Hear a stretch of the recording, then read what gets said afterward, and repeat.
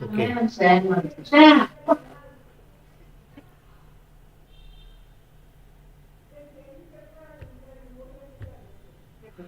Okay, so let us start. ನಮಸ್ಕಾರ ಮಿತ್ರರೇ, ಈ ವಾರದ ಗೂಗಲ್ ಮೀಟ್ ನೇರ ಪ್ರಸಾರ ಸರಣಿಗೆ ನಿಮ್ಮೆಲ್ಲರಿಗೂ ಸ್ವಾಗತ. ದಯವಿಟ್ಟು ತಾವೆಲ್ಲರೂ ಮ್ಯೂಟಲ್ಲಿರಿ, ಯಾಕಂದರೆ ಇದು ರೆಕಾರ್ಡ್ ಆಗ್ತಾ ಇರುತ್ತೆ. ಆಮೇಲೆ ವಿಡಿಯೋದೇನು ಬೇಕಿಲ್ಲ, ಇದು ಆಡಿಯೋ ಪ್ರೆಸೆಂಟೇಷನ್ ಅಷ್ಟೇ. ಸೊ ನಿಮ್ಮ ಬ್ಯಾಟ್ರಿ ಮತ್ತು ಇಂಟರ್ನೆಟ್ ಸೇವ್ ಮಾಡಲಿಕ್ಕೆ ಬ್ಯಾಟ್ರಿನ ವಿಡಿಯೋಯಿಂದ ಆಫ್ ಮಾಡ್ಕೊಳ್ಳಿ, ಬರೀ ವಾಯ್ಸಲ್ಲಿದ್ದರೆ ಸಾಕು. ಸೊ ಮ್ಯೂಟ್ ಮಾಡ್ಕೊಂಡಿರಿ. ನೀವು ಪ್ರಶ್ನೆ ಕೇಳುವಾಗ ಅಥವಾ ಭಾಗವಹಿಸುವಾಗ ಅನ್ಮ್ಯೂಟ್ ಮಾಡಿಕೊಂಡು ಪ್ರಶ್ನೆ ಕೇಳೋರಂತೆ ಅಥವಾ ಮಾಹಿತಿ ಕೊಡೋರಂತೆ ಅಂತ ಹೇಳ್ತಾ, ನಾನು ಯಾರನ್ನೂ ಅನ್ಮ್ಯೂಟ್ ಮಾಡೋಕ್ಕೆ ಹೋಗಲ್ಲ. ಸೊ ನೀವೇ ಮ್ಯೂಟ್ ಮಾಡೋಕ್ಕೆ ಹೋಗಲ್ಲ, ನೀವೇ ಮ್ಯೂಟ್ ಮಾಡ್ಕೊಂಡಿರಿ. ಸರೌಂಡಿಂಗ್ ನಾಯ್ಸ್ ಬರೋದು ಬೇಡ, ಇದು ರೆಕಾರ್ಡ್ ಆಗ್ತಾ ಇರುತ್ತೆ, ಅದಕ್ಕೋಸ್ಕರ.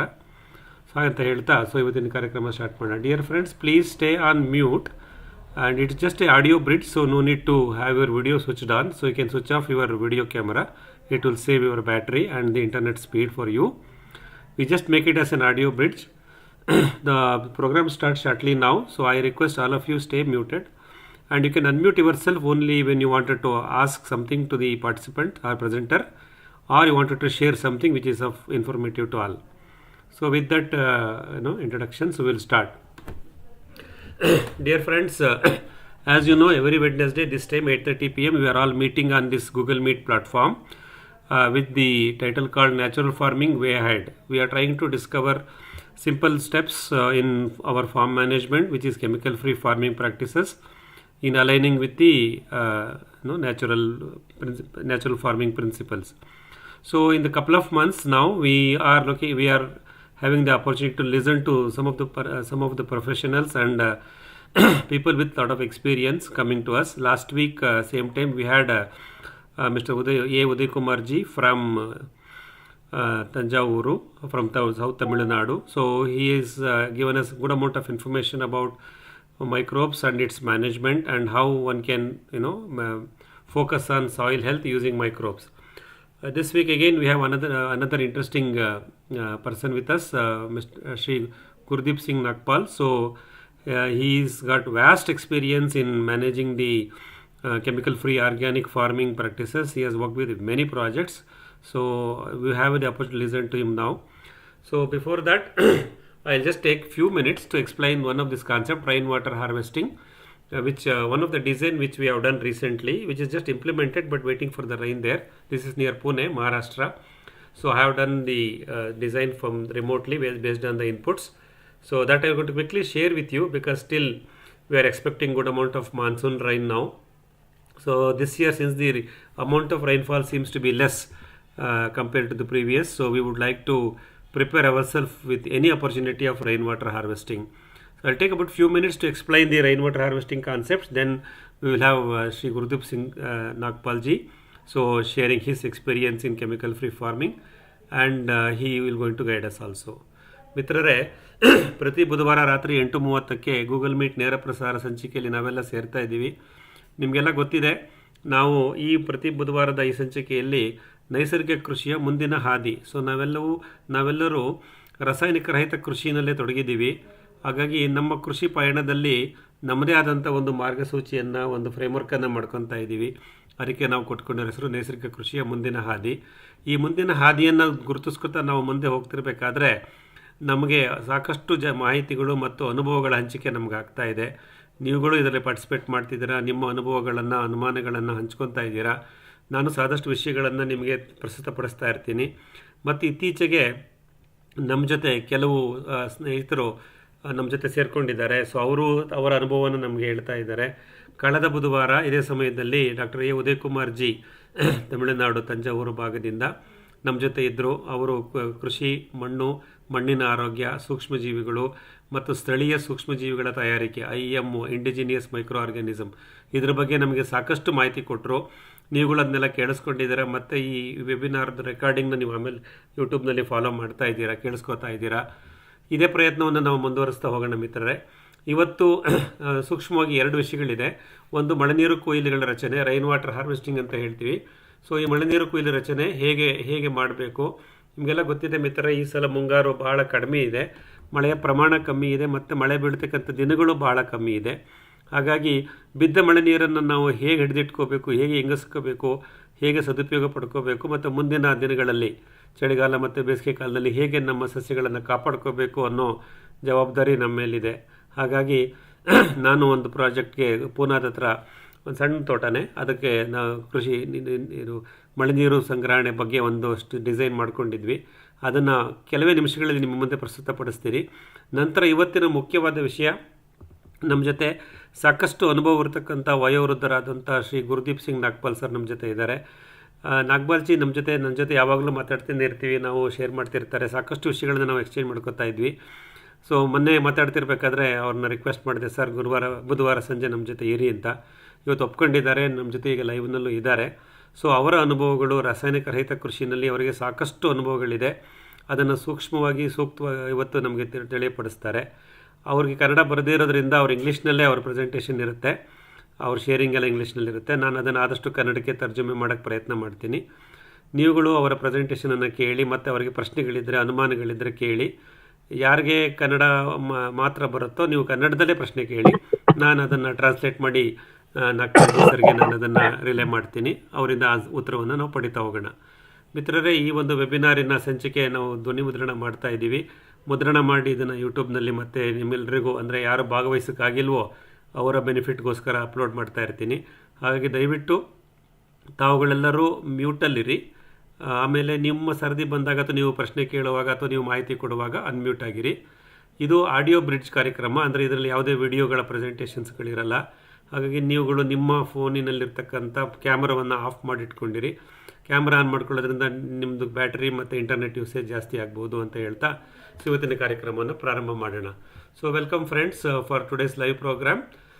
In the first part, I will be discussing about this small concept of rainwater harvesting. So how do we look at this RWH in detail? The main objective is to harvest the rain where it falls or where it starts flowing at the higher terrain itself. I had the opportunity to design a simple rainwater harvesting structure for Mr. Rajiv P from Pune, Maharashtra. Online only we have discussed too much of information and we come out with a design. I will take you through the design and the concepts what we have developed. This implementation is under process, so he is yet to give us the feedback about water harvesting. ಮಿತ್ರರೇ, ಇದು ನಮ್ಮ Rajiv P ಅಂತ ಹೇಳಿ ಪೂನಾ ಮಹಾರಾಷ್ಟ್ರ, ಅಲ್ಲಿಂದ ನನ್ನ ಜೊತೆ connect ಆಗಿದ್ರು. ನಾವು ಸಾಕಷ್ಟು ಆನ್ಲೈನಲ್ಲಿ ಇದ್ರ ಬಗ್ಗೆ ಡಿಸ್ಕಸ್ ಮಾಡಿ ಒಂದು ಮಳೆ ನೀರು ರಚನೆ ಬಗ್ಗೆ ಮಾತಾಡ್ತಾ ಇದ್ವಿ. ಇದು ಒಂದು ಸಣ್ಣ ರಚನೆಯನ್ನು ಅವರು ರಾಜೀವ್ ಅವರ ಇದನ್ನು ರಚನೆ ಮಾಡ್ಕೊಂಡಿದ್ದಾರೆ. ಅವ್ರು ಎಕ್ಸೆಲ್ ಶೀಟನ್ನು ಚೆನ್ನಾಗಿ ಮಾಡ್ಕೊಂಡಿದ್ರು. ಸಾಕಷ್ಟು ವಿಷಯಗಳನ್ನು ಅಲ್ಲಿ ನಾವು ಮಾತಾಡಿದ್ವಿ. ಕೆಲವು ರಚನೆಗಳನ್ನು ನಾನು ಮಾಡಿದ್ದೀವಿ, ಅದನ್ನು ನಿಮಗೆ ಬೇಗ ಪ್ರಸ್ತುತಪಡಿಸ್ಬಿಡ್ತೀನಿ. ಆಮೇಲೆ ನಾವು ನಾಗ್ಪಾಲ್ಜಿ ಸರ್ ಅವರ ಶೇರಿಂಗಿಗೆ ಹೋಗೋಣ. So this is the diagram prepared by Rajeev ji. So he says that this is very small farm, it's about less than 1 acre. It's a rectangle shape. It moves from north to south, west to east slope. You can see from west to east there is a big slope. The first part A doesn't have much of a slope. As we move down towards the west to east, the part B, part C and part D, the angle of slope increases. So those things he has documented. And this is the farm gate entrance, so he will enter on this. This is the main road, approach road for his farm. And it's another adjacent plot here. This belongs to his sister. He will going to manage this plot also. So this is the landscaping what they have. Here the hello, please unmute yourself. Sir, mute yourself, please. Hello.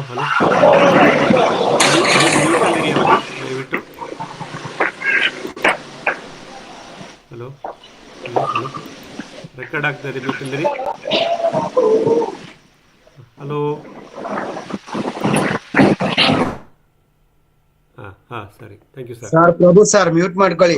ಮಾಡಿದ್ರು Prasad ji, thank you. So this is the layout we have done. So basically what we are trying to do is we are trying to understand the slope and build a bund against the slope with a trench. So that is a simple concept all of us knows. We will make slopes against the will create bunds against the slope. If it is a west-east slope like this in Rajiv's farm, we are going to build north-south bunds like this. This is a simple thing which you all know, but we have done some changes here, so I am going to share quickly about that. ಮಿತ್ರರೇ, ಇದು ನಮ್ಮ ಪೂನಾದಲ್ಲಿರ್ತಕ್ಕಂಥ Rajiv P ಅವರದ ಒಂದು ಪುಟಾಣಿ ಕೃಷಿ ಭೂಮಿ, ಹೊಸ ತೋಟ ಅವ್ರ ಜಮೀನು ತಗೊಂಡಿದ್ದಾರೆ. ಇದು ಸುಮಾರು 1 ಎಕರೆಗಿಂತ ಕಡಿಮೆ ವಿಸ್ತೀರ್ಣ.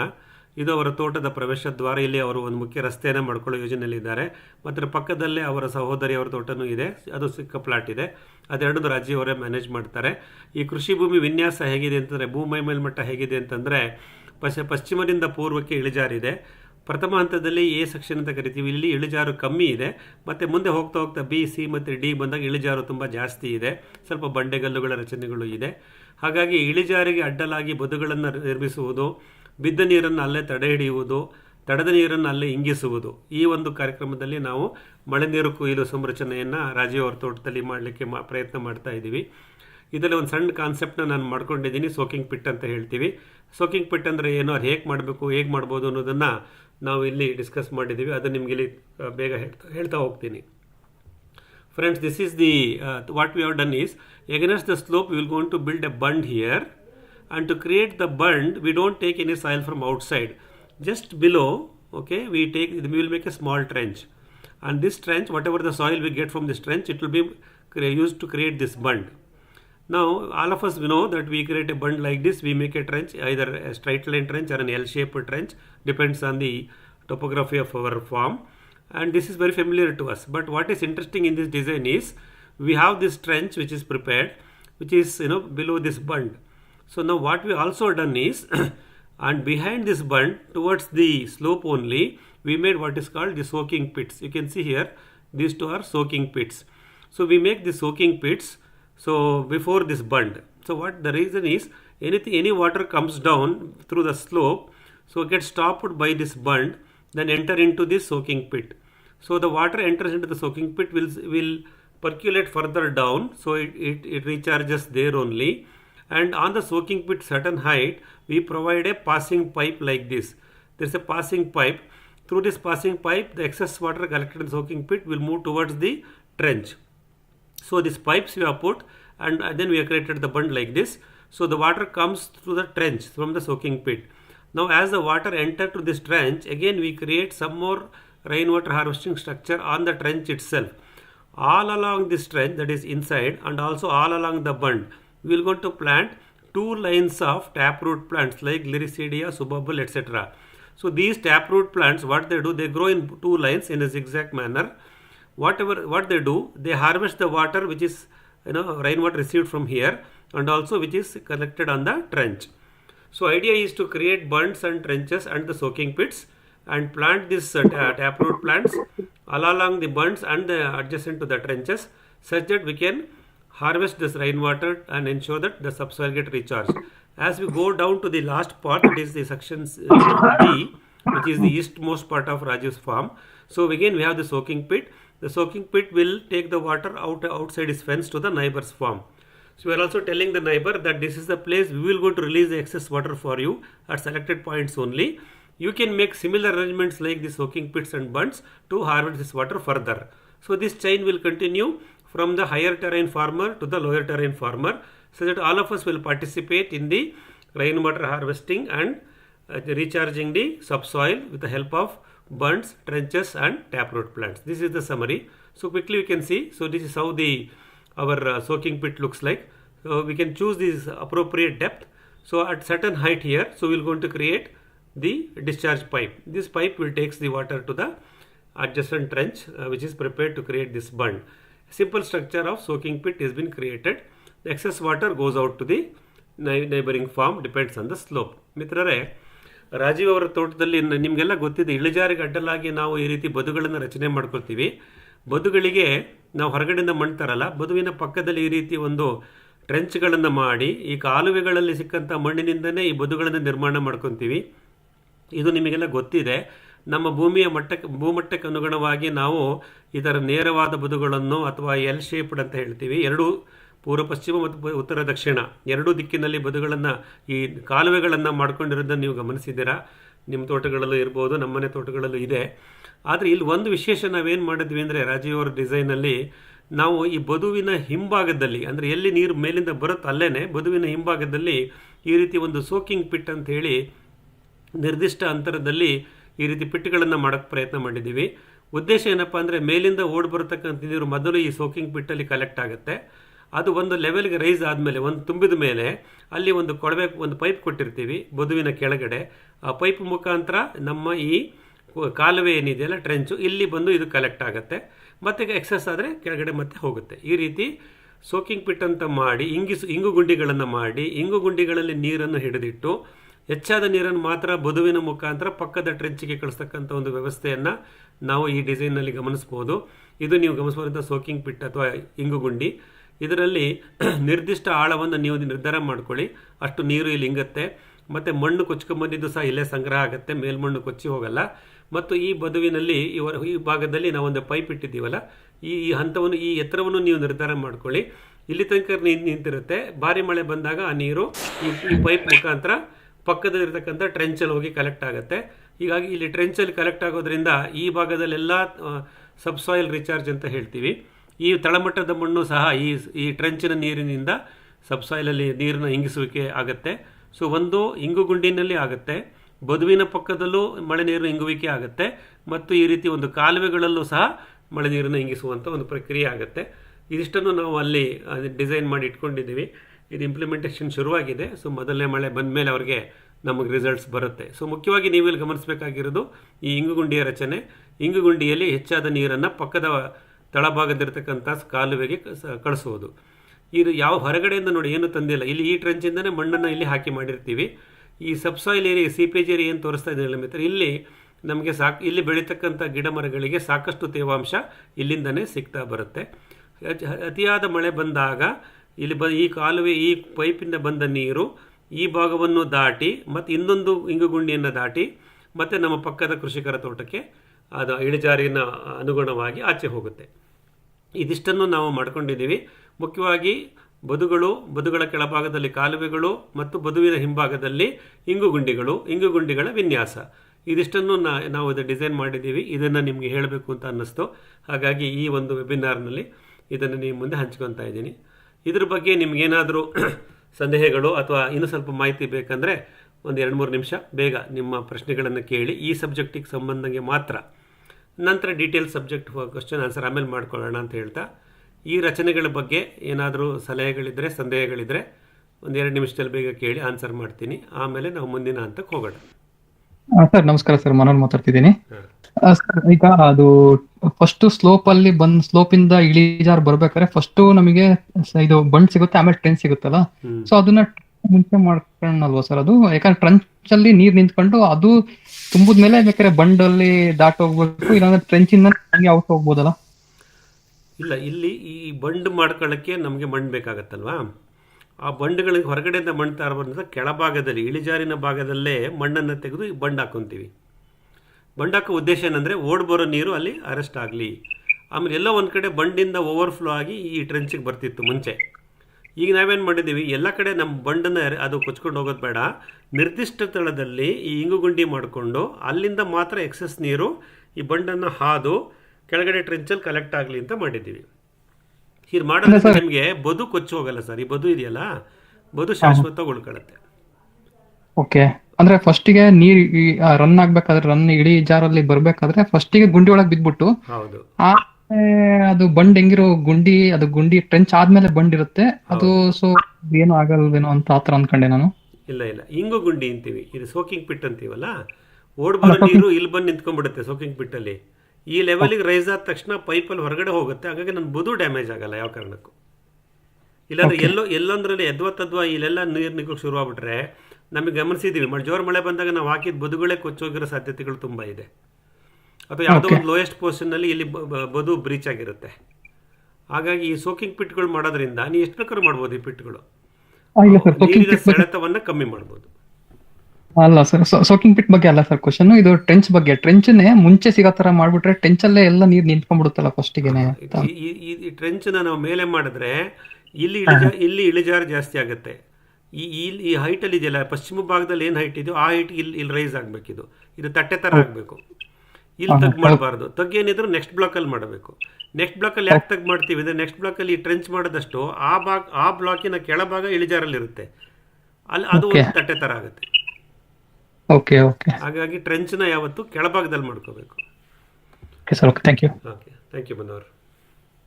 ಕೇಳಿಯಪ್ಪ, ಇನ್ನೇನಾದ್ರು ಪ್ರಶ್ನೆಗಳಿದ್ರೆ ಕೇಳಿ.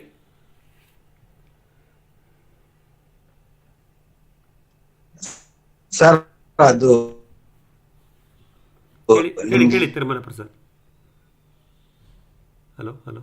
ಎಲ್ಲ ಆದ್ಮೇಲೆ ಫೋಟೋಗಳು ಇತ್ತಂದ್ರೆ ಸ್ವಲ್ಪ ಇನ್ನ ಚೆನ್ನಾಗಿರ್ತಿತ್ತು. ಹಾ, ಅದು ರಚನೆಗಳನ್ನು ಪ್ರಾರಂಭ ಮಾಡಿದ್ದಾರೆ. ಆಗೋದಕ್ಕೆ. ಹೌದು ಪ್ರಸಾದ್ ಜಿ. ಅಲ್ಲ, ಇದು ಈ ಡಿಸೈನ್ ಕೊಟ್ಟಿದೆ, ಇದು ಸ್ಟಾರ್ಟ್ ಆಗಿದೆ, ಲ್ಯಾಂಡ್ಸ್ಕೇಪಿಂಗ್ ಆಕ್ಟಿವಿಟಿ ಸ್ಟಾರ್ಟ್ ಆಗಿದೆ. ಅವರು ರಾಜೀವ್ ಅವ್ರ ಹತ್ರ ಮಾತಾಡ್ತೀನಿ. ಅವರು ಇದೆಲ್ಲ ರಚನೆಗಳಾದ ಮೇಲೆ ಫೋಟೋಗಳನ್ನು ನಮಗೆ ಶೇರ್ ಮಾಡ್ತಾರೆ. ಅದನ್ನು ನಿಮಗೆ ಮತ್ತೆ ಒಂದು ವೆಬಿನಾರ್ನಲ್ಲಿ ಅವ್ರನ್ನೇ ಕರೆಸೋಣ ಸರ್, ಅವರೇ ಬಂದು ಮಾತಾಡ್ತಾರೆ. ವಿತ್ ಫೋಟೋಸ್ ಬಂದು ಹೇಳಕ್ಕೆ ಹೇಳ್ತೀನಿ. ಓಕೆ, ಇನ್ನೇನಾದರೂ ಮಾಹಿತಿ ಬೇಕಾ ಇದ್ರ ಬಗ್ಗೆ? ಮುಂದುವರಿಬೋದಾ? Hello. Okay, so let us save time because our guest of the week today, so Mr. Gurudeep Singh Nagpal, he is aged 82, but he is very young, dynamic. He has achieved a lot and he has seen a lot. There is a huge profile of him. I am not sharing the profile now, but I will going to share it to you on the YouTube and the Google Drive link later when I give the summary of today's webinar.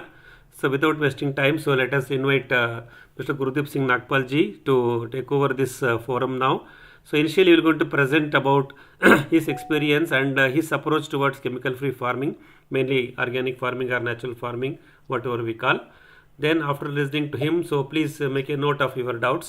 So you can definitely ask questions. As I said, you can ask questions in Kannada also. So I am going to translate it to him.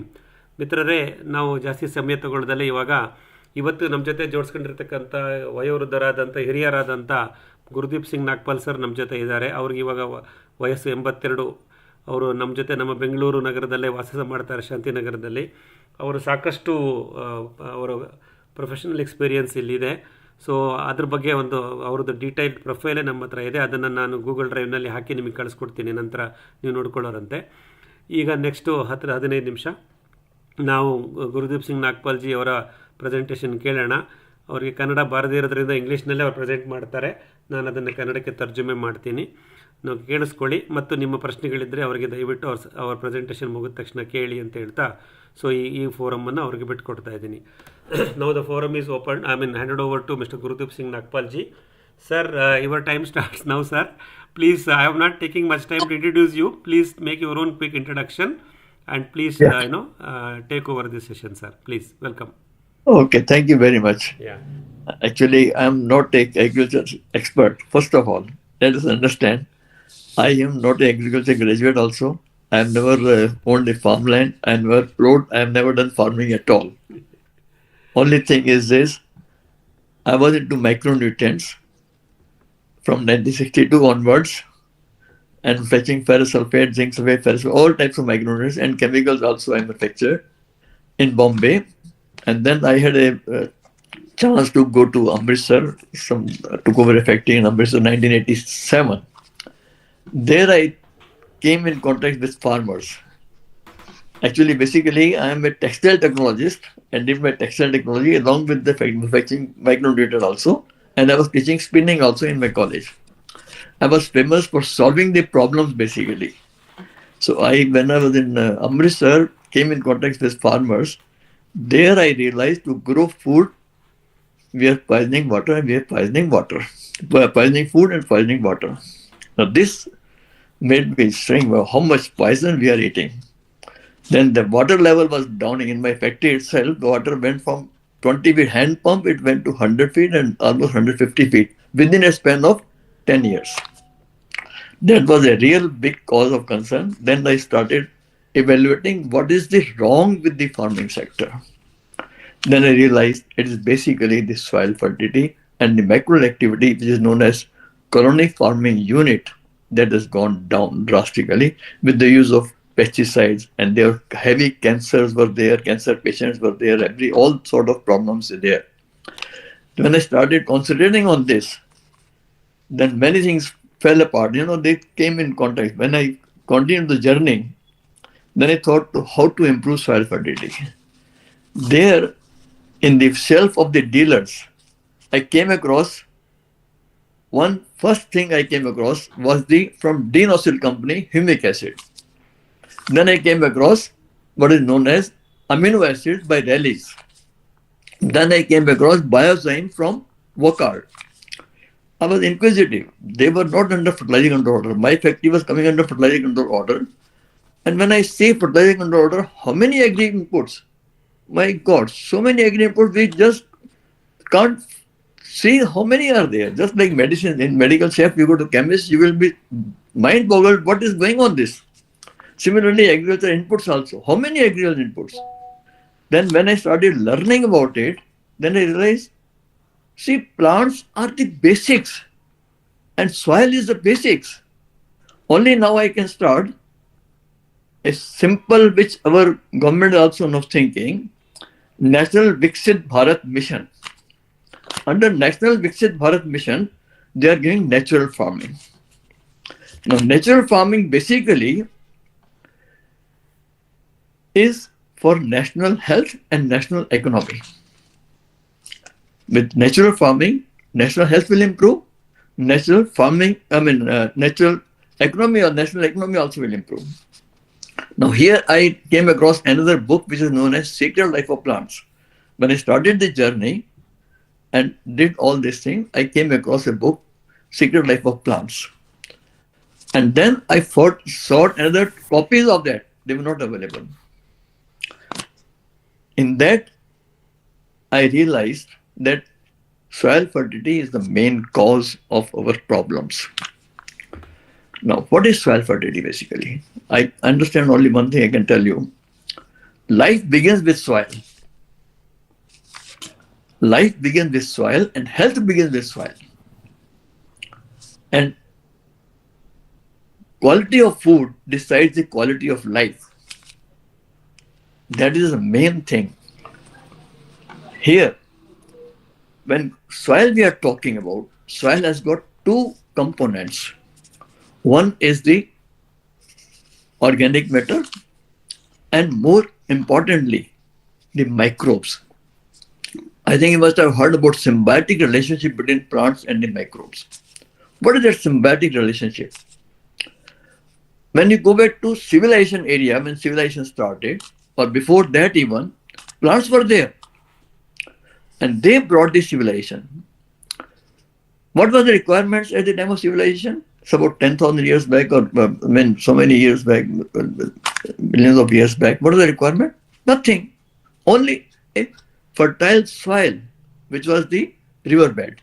Nile civilization or Indus civilization, only riverbed, full of microbes. Colony forming units. Micro will count in per square inches, 10 raised, if you put so many figures, 12 to 16 figures above after 10, that many microbes in per square inch of the soil. That is known as CFU, colony forming unit. How much does it is now? It is less than 1 lakh. One person from Delhi, government official told me it is only 30,000. So where is the symbiotic relationship? There are no microbes. Microbes and the plants, they live for each other, just like our body and soul. They live for each other. We can't live without soul, we can't live without body. Similarly, microbes and plants, their symbiotic relationship is that microbes cannot live without plants and plants cannot live without microbes. Microbes do the processing of the nutrients for the plants. And plants in turn give proteins to the microbes. So this is known as symbiotic relationship. If I ask today even ChatGPT, can you explain me the symbiotic relationship? It's very complicated. Scientists are unable to understand that symbiotic relationship even today. Just like we can't understand the relationship between soul and the body. So that is symbiotic relationship. That is the beginning of the life. From there the life starts. So two important things. One, plants. Other is microbes. Now, let me begin further. Natural farming. If you have to go to natural farming, first we have to understand the nature. Let us begin with two parts, nature and farming. I'm not a farmer. I'll not touch the farming sector because experts are there for farming sector. I'm touching the nature first. What is the nature? Nature is full of microbes. Even our body also, gut microbes are there, they process. And gut microbes send us the gut feelings also. That means microbes can talk to us. Microbes have intelligence. I am a member of Microbial Society also. They also told me, yes, microbes have intelligence. Now scientists are telling the gut has a second brain. There's no question of second brain. They're just microbes sending us signals, which we can't take it. We must understand the gut feelings. Everybody say, you have gut feelings? Yes, I have gut feelings. Similarly, microbes form colonies. They're not colony forming unit, just like bees and ants, they form colonies. They have intelligence, that is why they form the colony. No? And how many microbes, how many types of microbes? Always say in the book, Secret Life of Plant, they say one thing, whole is always better than the part of it. There are a whole lot of microbes, fungi and mycorrhiza and soluble bacteria and all these things, they are all combined together. It's just like a colony of different people, just a community. They serve as a whole. Body and soul works as a whole, not an individual part. Our organs work as a whole, not an individual part. So the microbes have to work as a whole in the soil. That will form the symbiotic relationship. You cannot take out microbes, soluble in bacteria, nitrogen bacteria separately, and this type of species separately, and this type separately. What is called biofertilizers? You cannot do that. I am not of the view of that. And moreover, you cannot take out the microbes and do in the laboratory and then feed it back to the soil. No, let them multiply in the soil itself. That is my philosophy. Anyway, nature, what is nature? When I ask people, are you breathing? They say yes. Breathing is the most important part of our life. Breathing is the most important. You can eat food, you can drink water, but breathing always goes on continuously throughout the day. See, I tell you one thing, without food we can live for 30 days, without water 3 days, without breathing only 3 minutes, and without blood circulation only 3 seconds. Now, breathing is the purification process of the blood. Blood is purified by breathing. We take out oxygen and remove the carbon dioxide. Carbon comes from the inside the blood, which is we keep the blood hot. Anyway, now breathing. When I ask people, what is breathing and what are you breathing? The answer comes oxygen. Not the oxygen. It is nitrogen 78%. Can you filter nitrogen from the oxygen? You cannot. What is the role of nitrogen? Nitrogen is the main thing. Nitrogen forms the proteins basically. Proteins are formed by the nitrogen, and this nitrogen is processed by the microbes for the plants. Plants are the only living things which make their own food. Even microbes cannot make their own foods. Microbes depend on plants for proteins, and plants depend on microbes to process the nitrogen for their food. That is symbiotic relationship. Now here another thing. When we talk about plants, let us talk about the plants. Plants have intelligence. They say we can talk to plants, and plants talk to us also. And plants talk to each other also. You can see all these things in the Secret Life of Plants. The plants talk to each other also. That means we are all interconnected universally. How long the plants can talk to you? How far away? In that book it is given 100 miles they can talk to you. They can listen to you. They can understand you 100 miles away. What is this? We are children of the soil basically. Soil takes care of us. We are children of the soil because soil is our motherland. That's why Bhumi Mata. Why they say Bhumi Mata, mother? Because they take care of us, and we are destroying that by using a lot of chemicals and a lot of this one. That is why I say natural farming is the best. Understanding nature, what is in the nature, what it does. In the nature, microbes are there. In the air, nitrogen and oxygen, all combined gases, whole of it as it is. Carbon also. Carbon also is organic matter. Plants breathe carbon dioxide. They require carbon also. Humus of the soil. Humus. And along with the humus comes organic matter. The balance has to be maintained. What is known as C/N ratio. That is, will decide the humus. Humic acid is basically soluble carbon. Biozyme and all that, that is what is known as the seaweed extract. And another thing is protein hydroxide. These are the new things. The basic thing of organic farming, the father of organic farming was Sir Albert Howard. Have you heard about Sir Albert Howard? He was the pioneer in organic farming. And 100 years back, in the year 1911 and 1913, he used castor. About 500 kilos per acre of land, and increased the production by 3 times. It is given in the agriculture book what is known as Agriculture Testament by Sir Albert Howard. I came across this book. Actually, this book was gifted to me by an American. By chance, I came across these books and understood what is farming. Though I'm not practiced farming, but I understood physically, theoretically, and all this. I understand what is behind it and the whole idea behind it, nature of farming. So this is I wanted to share with you. So we have to go to understand what was civilization, what were required, and what we are doing today. You know how much we have poisoned the food. In the year 2004, I came across an article where it is given 6,000 times poisonous food is there. Then I manufactured my own organic manure using all the components together and micronutrients together, and I got it patented. I supplied to the farmers in the year 2003 to 2007. Only 20 kilos of castor of my product did away with the use of pesticide and insecticide. This is not what I have received. No. Plants have given me back. I thought of the plants and they gave me back. I grew potatoes, lasted for 4 months.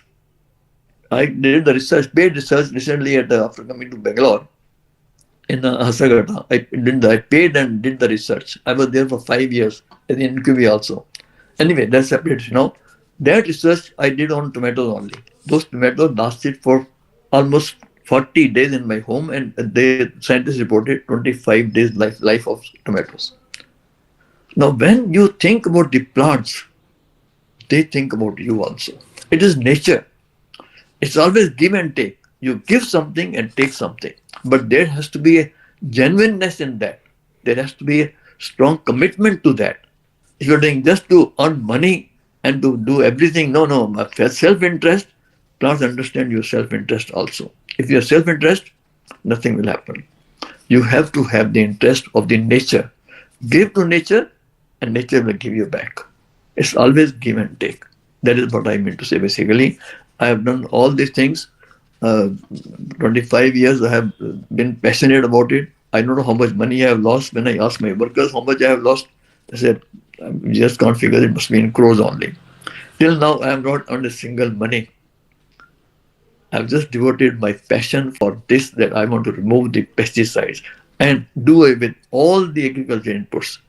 Fertilizer control order, I studied very nicely. I asked even the agriculture ministry, fertilizer control order, is it meant for the farmers? No, it is not meant for the farmers.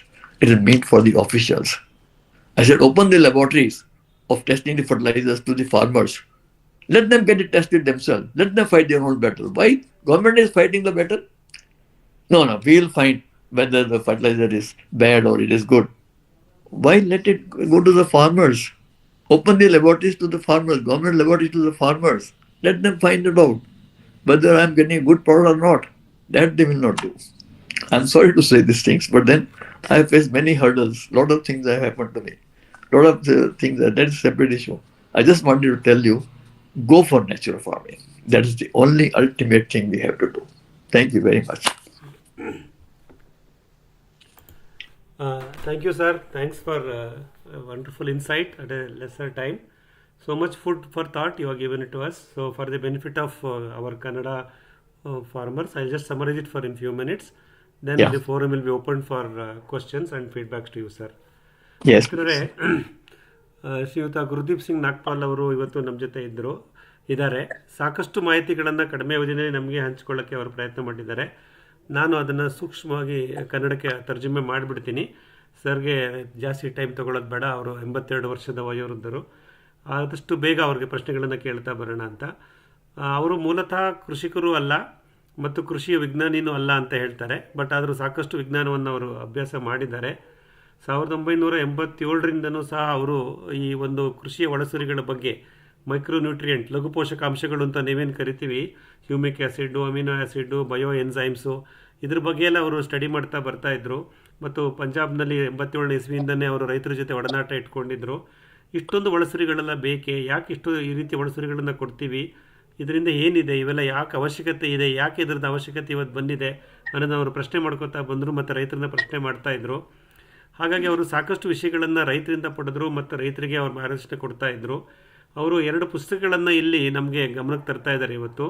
Secret life of plants ಅಂತ ಒಂದು English ಒಂದು ಪುಸ್ತಕ ಇದೆ, ಮತ್ತು Albert ಅರ್ವರ್ಡ್ ಅವರದು agriculture testimony. ಇವೆರಡು ಪುಸ್ತಕವನ್ನು ಅವರು ಸಾಕಷ್ಟು 2 ಸಲ ಉದಾಹರಣೆ ಮಾಡಿದ್ದಾರೆ. ಈ ಅಗ್ರಿಕಲ್ಚರ್ ಟೆಸ್ಟಿಮೋನಿ ಅನ್ನೋದು ಕನ್ನಡದಲ್ಲೂ ಇದೆ. ಸೊ ಮತ್ತು ಸೀಕ್ರೆಟ್ ಲೈಫ್ ಆಫ್ ಪ್ಲಾಂಟ್ಸ್ ಅನ್ನೋದು ಪುಸ್ತಕ ಇವಾಗ ಔಟ್ ಆಫ್ ಪ್ರಿಂಟ್ ಆಗ್ತಾ ಇದೆ, ಕೆಲವ್ರ ಹತ್ರ ಇರ್ಬೋದು. ಈ ಥರ ಪುಸ್ತಕಗಳನ್ನು ಅವರು ಪ್ರಾರಂಭದಲ್ಲಿ ಓದಿ ಆ ಒಂದು ಮಾಹಿತಿಯನ್ನು ಅವರು ಪಡ್ಕೊತಾ ಬರ್ತಾಯಿದ್ರು. ಅವರು ನಮ್ಗೆ ಹೇಳಿದ್ದಾರೆ, life begins with soil, health begins with soil. ನೋಡಿ, ನಮ್ಮ ಜೀವ ಮಣ್ಣಿನ ಜೊತೆ ಇರುತ್ತೆ ಅಂತ ನಮಗೆ ಗೊತ್ತಿದೆ, ಮಣ್ಣಿನಿಂದ ಪ್ರಾರಂಭ ಆಗುತ್ತೆ ಅಂತ. ಆದರೆ ಇವತ್ತು ಆರೋಗ್ಯವೂ ನಮಗೆ ಮಣ್ಣಿನಿಂದನೇ ಸಿಗಬೇಕು, ಮಣ್ಣಿನಿಂದನೇ ಆಗುತ್ತೆ ಅನ್ನೋದನ್ನು ಹೇಳ್ತಿದ್ದಾರೆ. So life begins with soil, health begins with soil. So ನಾವು ಆರೋಗ್ಯವಾಗಿರಬೇಕು ಅಂದರೆ ನಮ್ಮ ಮಣ್ಣು ಆರೋಗ್ಯವಾಗಿರಬೇಕು ಅಂತ ಹೇಳ್ತಾರೆ. ಹಾಗಾದರೆ ಆರೋಗ್ಯಕರ ಮಣ್ಣಿನ ಗುಣಲಕ್ಷಣ ಏನಪ್ಪ ಅಂದರೆ ಅದರಲ್ಲಿ ಸಾವಯವ ಅಂಶ, ಆರ್ಗ್ಯಾನಿಕ್ ಮ್ಯಾಟರ್ ಅಂತೀವಿ, ಸಾವಯವ ಅಂಶ ಅದು ಇರಬೇಕು, ಮತ್ತು ಉಪಕಾರಿ ಸೂಕ್ಷ್ಮಜೀವಿಗಳು, ಬೆನಿಫಿಷರಿ ಮೈಕ್ರೋಬ್ಸ್ ಅವೆರಡು ಇರಬೇಕು ಅಂತ ಹೇಳ್ತಾರೆ. ಮತ್ತು ಸಸ್ಯಗಳಿಗೂ ಮತ್ತು ಉಪಕಾರಿ ಸೂಕ್ಷ್ಮಜೀವಿಗಳಿಗೂ ಒಂದು ಕೊಡುಕೊಳ್ಳುವಿಕೆಯ ಒಂದು ಸಂಬಂಧ ಇದೆ ಅಂತ ನಮಗೆಲ್ಲ ಗೊತ್ತಿದೆ. ಅದನ್ನು ಅವರು ಪುನರುಚ್ಚಾರಣೆ ಮಾಡಿದ್ದಾರೆ. ಅದಕ್ಕೆ ಸಿಂಬಯೋಟಿಕ್ ರಿಲೇಷನ್ಶಿಪ್ ಅಂತ, ಕೊಡುಕೊಳ್ಳುವಿಕೆಯ ಸಂಬಂಧ ನಮ್ಮ ಸಸ್ಯಗಳಿಗೂ ಮತ್ತು ಸೂಕ್ಷ್ಮಜೀವಿಗಳಿಗೂ ಇರುತ್ತೆ ಅಂತ. ಕೃಷಿ ಪ್ರಾರಂಭವಾದ ಹಲವಾರು ಶತ ವರ್ಷಗಳ ಹಿಂದೆ ಮಣ್ಣಿನಲ್ಲಿ ಸೂಕ್ಷ್ಮಜೀವಿಗಳ ಸಾಂದ್ರತೆ CF ಯೂನಿಟ್ ಅಂತ ಅದನ್ನು ಮೆಜರ್ ಮಾಡ್ತಾರೆ. ಅದರದ್ದು ಸಾಕಷ್ಟು ಅಗಣಿತ ಸಂಖ್ಯೆಯಲ್ಲಿತ್ತು. ಇವಾಗ ಅದು ಒಂದು ಗ್ರಾಮ್ ಮಣ್ಣಿನಲ್ಲಿ 1,00,000ಕ್ಕೂ ಕಡಿಮೆ ಇದೆ ಅಂತ ಅವರು ಊಹಿಸ್ತಾರೆ. ಮತ್ತು ಯಾರ್ದೋ ಒಬ್ಬ ವಿಜ್ಞಾನಿನ ಕೇಳಿದಾಗ ಈ ಬರೀ 30,000ದಷ್ಟು ಸೂಕ್ಷ್ಮಜೀವಿಗಳು ಮಾತ್ರ ಇದೆ ಅಂತ ಹೇಳ್ತಿದ್ದಾರೆ. ಹಾಗಾದರೆ ಎಷ್ಟು ಸೂಕ್ಷ್ಮಜೀವಿಗಳು ಇತ್ತು, ಎಲ್ಲಿ ಹೋಯಿತು? ಇದಕ್ಕೆಲ್ಲ ಕಾರಣ ಏನು? ನಮ್ಮ ಕೃಷಿ ಪದ್ಧತಿಯಲ್ಲವೇ? ರಾಸಾಯನಿಕ ಪೀಡನಾಶಕಗಳನ್ನು ಬಳಸ್ತೀವಲ್ಲ, ಇದರಿಂದ ಇಷ್ಟನ್ನು ಪರಿಣಾಮ ಆಗ್ತಾ ಇದೆ ಅಂತ ಹೇಳ್ತಾರೆ. ಹಾಗಾಗಿ ನೈಸರ್ಗಿಕ ಕೃಷಿನಲ್ಲಿ ನಿಸರ್ಗ ಮತ್ತು ಕೃಷಿ 2 ಭಾಗ ಇರುತ್ತೆ. ನಿಸರ್ಗದಲ್ಲಿ ನಾವು ಗಮನಿಸಬೇಕಾಗಿರೋದು ಈ ಮಣ್ಣು ಜೀವಿಗಳು, ಸೂಕ್ಷ್ಮಜೀವಿಗಳು ಮತ್ತು ವಾತಾವರಣದಲ್ಲಿರ್ತಕ್ಕಂಥ ವಿವಿಧ ಅನಿಲಗಳು, ಇವೆಲ್ಲವನ್ನು ಬಳಸ್ಕೊಂಡು ಸಸ್ಯಗಳು ಆಹಾರವನ್ನು, ಪ್ರೋಟೀನ್ ಅಂತ ಹೇಳಿದ್ರು, ಆಹಾರವನ್ನು ತಯಾರು ಮಾಡುತ್ತವೆ. ಆ ಸಸ್ಯಗಳು ತಯಾರು ಮಾಡಿದ ಆಹಾರವನ್ನು ನಮ್ಮ ಸೂಕ್ಷ್ಮಜೀವಿಗಳು ಬಳಸ್ಕೊಳ್ತವೆ, ಮತ್ತು ಸೂಕ್ಷ್ಮಜೀವಿಗಳು ಸಸ್ಯಗಳಿಗೆ ಪೋಷಕಾಂಶಗಳನ್ನು ಪುನರ್ಬಳಕೆ ಮಾಡಲಿಕ್ಕೆ ವ್ಯವಸ್ಥೆ ಮಾಡಿಕೊಡ್ತವೆ. ಇದೆಲ್ಲವನ್ನು ಅವರು ಸೂಕ್ಷ್ಮವಾಗಿ ವಿವರಿಸ್ತಾ ಬಂದರು. ಹಾಗಾಗಿ ಇಷ್ಟೆಲ್ಲವನ್ನು ಮಾಡ್ತಕ್ಕಂಥ ಇದನ್ನು ಅವರು ಕ್ಯಾಸ್ಟರ್ ಬಗ್ಗೆ ತುಂಬ ರಿಸರ್ಚ್ ಮಾಡಿದ್ದಾರೆ. ಅದನ್ನು fortification of liquid organic manure with castor ಅನ್ನೋದೇ ಅವ್ರ ಇಂಟ್ರೆಸ್ಟಿಂಗ್ ಸಬ್ಜೆಕ್ಟ್ ಇದೆ. ಅದ್ರ ಬಗ್ಗೆ ಮೋಸ್ಟ್ಲಿ ನೀವು ಯಾರ ಪ್ರಶ್ನೆ ಕೇಳಿದಾಗ ಹೇಳ್ತಾರೆ ಅಂತ ಹೇಳ್ತೀನಿ, ಇಲ್ಲಾಂದರೆ ಅವ್ರಿಗೆ ನಾನು ಗಮನಕ್ಕೆ ತರ್ತೀನಿ. ಈ ಹರಳು ಹಿಂಡಿಯನ್ನು ಯಾವ ರೀತಿ ಅವರು ಭದ್ರಪಡಿಸುವುದು ಅಂತೀವಿ, ಫಾರ್ಟಿಫಿಕೇಷನ್ ಅಂತ, ಅದನ್ನು ಮಾಡೋದು ಹೇಗೆ, ಮಾಡೋದ್ರಿಂದ ಯಾವ ರೀತಿ ಪರಿಣಾಮ ಬಂದಿದೆ, ಸಾಕಷ್ಟು ಫೀಲ್ಡ್ ಟ್ರಯಲ್ಸು ಸರ್ ಮಾಡಿಸಿದ್ದಾರೆ ರೈತರ ಜೊತೆ. ಅದ್ರ ಬಗ್ಗೆ ಬೇಕಾದ್ರೆ ನೀವು ಪ್ರಶ್ನೆಗಳಲ್ಲಿ ಅವರು ಉತ್ತರ ಕೊಡ್ತಾರೆ ಅಂತ ಅನ್ಕೋತೀನಿ. ಇಷ್ಟನ್ನು ಹೇಳ್ತಾ ಈ ಕನ್ನಡ ತರ್ಜುಮೆಯಲ್ಲಿ ಮುಗಿಸ್ತೀನಿ, ಅವ್ರಿಗೆ ಸಮಯ ಕೊಡೋಣ. ಸೊ ಫ್ರೆಂಡ್ಸ್, ನಾವು it's time to give feedback to our honour of the guest of the honour today. So Mr. Nagpal ji, please ask your questions or share your feedback so that he can answer. The forum is open. Please unmute yourself and ask the question or share your feedback to sir. Yeah, most welcome. Most welcome. ಕೇಳಿಯಪ್ಪ, ಏನಾದ್ರು ಪ್ರಶ್ನೆಗಳಿದ್ರೆ ಹೇಳಿ, ಸರ್ಗೆ feedback ಕೊಡಿ.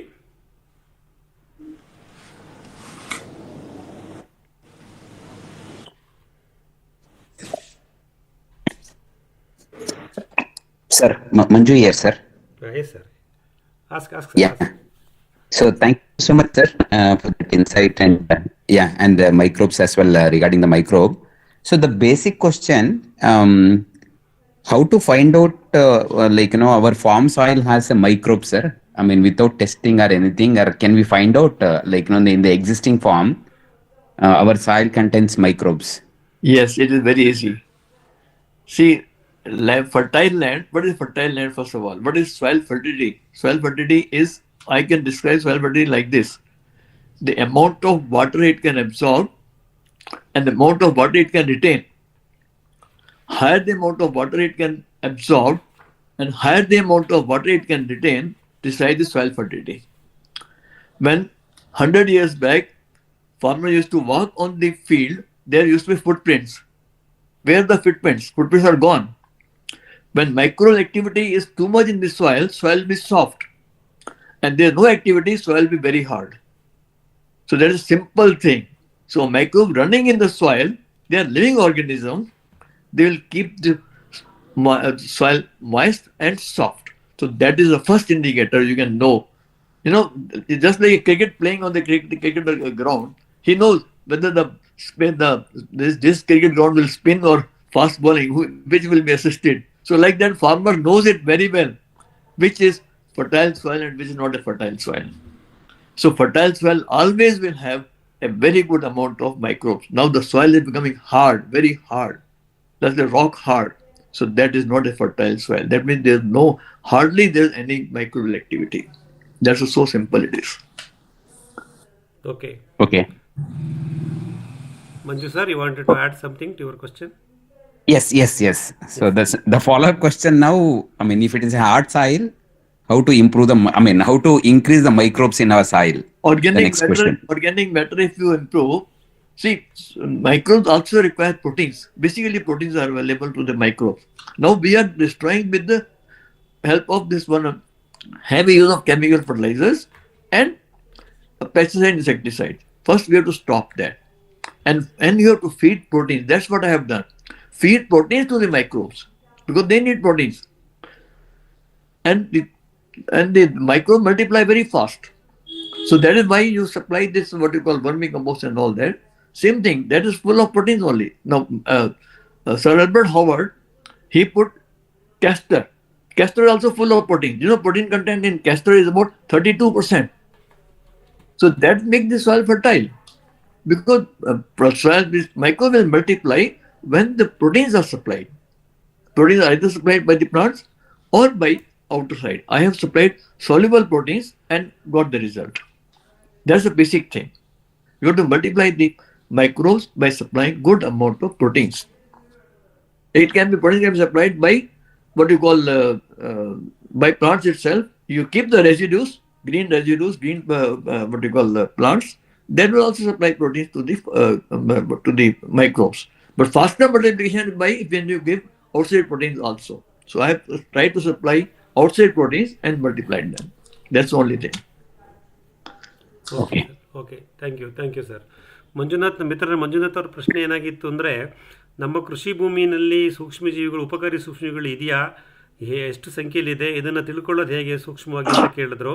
ಅದಕ್ಕೆ ನಾಗಪಾಲ್ಜಿ sir ನಮಗೇನು ಹೇಳ್ತಿದ್ದಾರೆ ಅಂದರೆ, ಯಾವ ಮಣ್ಣು ಸಾಕಷ್ಟು ನೀರನ್ನು ಹಿಂಗಿಸುತ್ತೋ ಮತ್ತು ಹಿಡಿದಿಟ್ಕೊಳ್ಳುತ್ತೋ ಆ ಮಣ್ಣು ಆರೋಗ್ಯವಾಗಿದೆ, ಫಲವತ್ತಾಗಿದೆ ಅಂತ ಹೇಳ್ತೀವಿ. ಮಣ್ಣು ಫಲವತ್ತಾಗಿರೋಕ್ಕೆ ಮುಖ್ಯವಾದ ಕಾರಣ ಈ ಸೂಕ್ಷ್ಮಜೀವಿಗಳೇ.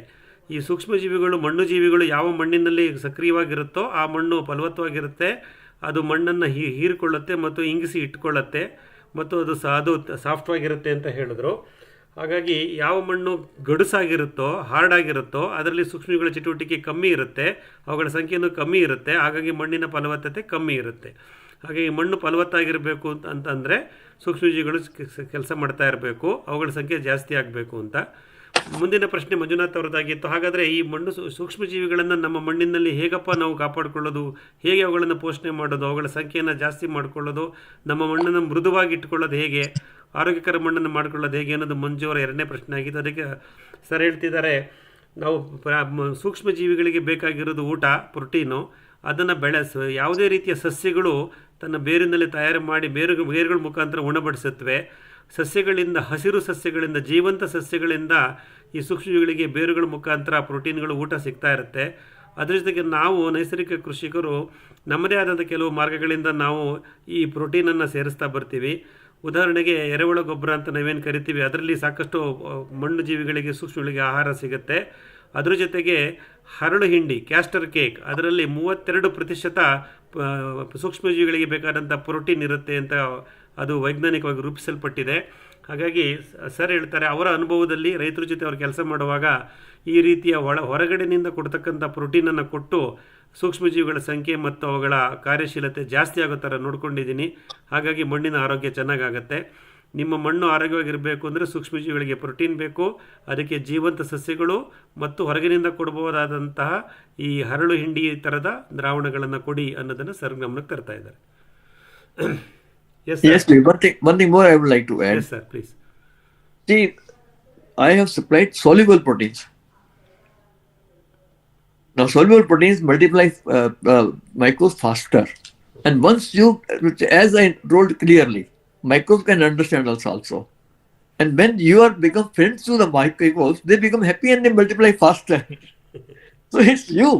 You have to think of microbes, and the microbes will think about you. It is always a two-way communication. So it is not that what I have received. No, I have not received. I have not received anything. It is they have given me back. I thought of them and they are giving me back. It's always give and take. That's the fundamental of our lives. It's always give and it's never take and take. No, that is not there. You give it first. You give it and you will get it back. This is universal truth. You have to follow that universal truth. And of course, they know the person. They know the farmer. They'll help those who help them. They'll never help those who never help them. That phenomena has to be maintained. Okay sir ನೋಡಿ, ಭಾಳ ಸೂಕ್ಷ್ಮವಾಗಿ ವಿಷಯ ತಿಳಿಸ್ಬಿಟ್ರು. ಭಾಳ ಸರಳವಾಗಿ ಸೂಕ್ಷ್ಮವಾಗಿದೆ ಹೇಳ್ತಿದ್ದಾರೆ. ಸೂಕ್ಷ್ಮಜೀವಿಗಳು ಅಥವಾ ಮಣ್ಣು ಜೀವಿಗಳು ಅಂತ ನಾವೇನು ಕರಿತೀವಿ, ಅವು ನಮ್ಮನ್ನೇ ಅವಲಂಬಿಸಿರುತ್ತವೆ, ಅದು ನಮ್ಮ ಕಡೆ ಗಮನಿಸ್ತಾ ಇರ್ತವೆ. ನಾವು ಯಾವಾಗ ಒಂದು ಸೂಕ್ತವಾದ ವಾತಾವರಣವನ್ನು ಸೃಷ್ಟಿ ಮಾಡ್ತೀವೋ ಮಣ್ಣು ಜೀವಿಗಳಿಗೆ, ಸೂಕ್ಷ್ಮಜೀವಿಗಳಿಗೆ, ಅವು ನಮಗೆ ಕೃತಜ್ಞರಾಗಿರ್ತವೆ, ಅವುಗಳು ನಮಗೆ ಪ್ರತಿಫಲವನ್ನು ಕೊಡುತ್ತವೆ. ಹಾಗಾಗಿ ನಮ್ಮ ನಡವಳಿಕೆಯ ಮೇಲೆ, ನಮ್ಮ ಕೃಷಿಯ ಒಂದು ನಿರ್ವಹಣೆ ವಿಧಾನದ ಮೇಲೆ ಇದೆಲ್ಲ ಅವಲಂಬಿಸಿರುತ್ತೆ. ನಾವು ಯಾವುದೇ ಕ್ಷಣದಲ್ಲೂ ಮಣ್ಣು ಜೀವಿಗಳಿಗೆ, ಸೂಕ್ಷ್ಮಜೀವಿಗಳಿಗೆ ಹಾನಿ ಮಾಡಬಾರ್ದು. ಅವುಗಳಿಗೆ ರಾಸಾಯನಿಕಗಳನ್ನು ಸಿಂಪಡಣೆ ಮಾಡೋದು, ಕಳೆನಾಶಕ, ಪೀಡೆನಾಶಕಗಳನ್ನು ಹೊಡೆಯೋದು, ಇವೆಲ್ಲವನ್ನು ಬಿಟ್ಬಿಡಿ. ನೀವು ಸೂಕ್ಷ್ಮಜೀವಿಗಳ ಕಡೆ ಗಮನ ಕೊಡಿ. ನೀವು ಗಮನ ಕೊಟ್ಟಾಗ ಅವು ನಿಮ್ಮನ್ನು ಅವು ನೋಡ್ಕೊಳ್ತವೆ. ಅದಕ್ಕೆ ಈ ಪ್ರಪಂಚದಲ್ಲಿ ಸಂಬಂಧಗಳಿರೋದೇ ಹಾಗೆ, ಕೊಡುಕೊಳ್ಳುವಿಕೆ ಸಂಬಂಧ, ಗಿವ್ ಆ್ಯಂಡ್ ಟೇಕ್ ಅಂತ ಹೇಳ್ತಾರೆ. ಪ್ರಥಮವಾಗಿ ನೀವು ನಿಮ್ಮ ಮಣ್ಣಿನ ಸೂಕ್ಷ್ಮಜೀವಿಗಳನ್ನು ಕಾಪಾಡ್ಕೊಳ್ಳಿ. ಅವಕ್ಕೆ ಏನು ಬೇಕೋ ಒಂದು ಸೂಕ್ತ ವಾತಾವರಣ ಸೃಷ್ಟಿ ಮಾಡಿ, ಅವು ನಿಮ್ಮನ್ನು ನೋಡ್ಕೊಳ್ತವೆ ಅಂತ ಒಂದು ಜೀವದ ಸಿದ್ಧಾಂತವನ್ನೇ ನಮಗೆ ಹೇಳಿದ್ದಾರೆ. This is Uday, sir. Yeah. Sir, I have one question to Gurdeep Singh, sir, actually. Yes. So what are the soluble proteins you have given to the soil, sir? Basically, I told you clearly, I have made a composition of micronutrients also, which are protein-based micronutrients, and seaweed extract, humic acid, and amino acids. That is a combination. You know, humic acid Okay. also. Humic acid is the soluble. What is humic acid? You know what is humic acid? Humic acid is for humus of the soil. That is carbon, soluble carbon. Okay. Humic acid is soluble carbon. You know, have you seen any cow dung lying for 2 years, 3 years, and black liquid oozing out of it? Have you seen it? No, sir. Any cow dung which is lying outside for maybe 1 year, 2 years, a black liquid starts oozing out of it. That is the Okay. extract. That is extract of cow dung, Mhm. and that is nothing but soluble carbon. That is known as humic acid. Now scientists have manufactured humic acid that was not there when at the time of Sir Albert Howard. Now 50 years onwards, lot of refinements and other things are coming into agriculture sector also. So this humic acid was introduced by American people. It is 100% organic, and it can be manufactured also. It is soluble carbon basically. Carbon is a wonderful thing. Proteins are based basically on nitrogen, oxygen, carbon, and hydrogen. That is the full form of the proteins. Now amino acids. In seaweed extract, there are more than 60 to 70 types of amino acids. You know, our DNA also made from amino acids only. So amino acids are the wonderful substances. They are the lifeline. And plants and microbes, they need it. Plants give, of course, protein to the microbes. There is a symbiotic relationship between them. And plants also produce a lot of amino acids also. So that's a basic thing. If you have to multiply the microbes also, all, 3 years back, Nobel Prize was given to 3 people, and they proved only one thing. All life forms require proteins. You know, what is the source of proteins for us? Do you know what is the main source of protein for us? Any idea? Milk. Okay. When the mother becomes pregnant, milk is the natural product. Milk is full of proteins. How did pregnant mothers get milk? See, that is, protein is the basic thing, and protein comes from nitrogen, carbon, and all this combined together. But nitrogen is the main source. That is why nitrogen is 78%. Nature has given 78% of nitrogen because that is most important. So we have to understand the nature first. What is nature itself? What it consists? That's why I say natural farming. First, we have to understand the nature. Nitrogen percentage, microbes, plants, symbiotic relationship, our body and soul and gut microbes and all that. This is all nature. You don't understand the nature first. Then go for natural farming. Sir, you're also using that seaweed, what you said, correct, right? Yeah. Seaweed extract. Yes, please. That is also soluble form, sir. Yeah, of course, soluble form. See, this is that something came in my mind, I did it. But the proportion has to be maintained. Proportion has to be maintained. From where you are getting, sir? I mixed all of them I have mixed. You know, individually if you go and purchase them from the market, they'll cost you more than 2,000 or 3,000. I'm giving only for 500, 600 rupees. Okay. My mixture will cost only 500, 600 rupees only. There's a cost. Of course, some profit I have to take from you. Okay, sir. See, I can save a lot of money in the agriculture sector, I'm telling you very frankly. Agriculture is very economical and very cheap. Natural farming also is very cheap. Natural farming, I want to increase the yield more than the chemical fertilizers. It is possible. We can give it. Shelf life, quality we can improve. Quality of all the produce, whatever is there. Whether it is all vegetables, all quality will be. Their shelf life is much more than what we expect. Imagine potato lasting for 4 months. Tomato lasting for 25 days, 30 days. This is something fantastic. Cauliflower remained white for 1 month. How? I have no idea, but then this is what I received. Okay, ಒಳ್ಳೆಯದು sir. So Uday Kumar ji ಹೈದರಾಬಾದಿಂದ ಪ್ರಶ್ನೆ ಕೇಳಿದರು ಸರ್ಗೆ.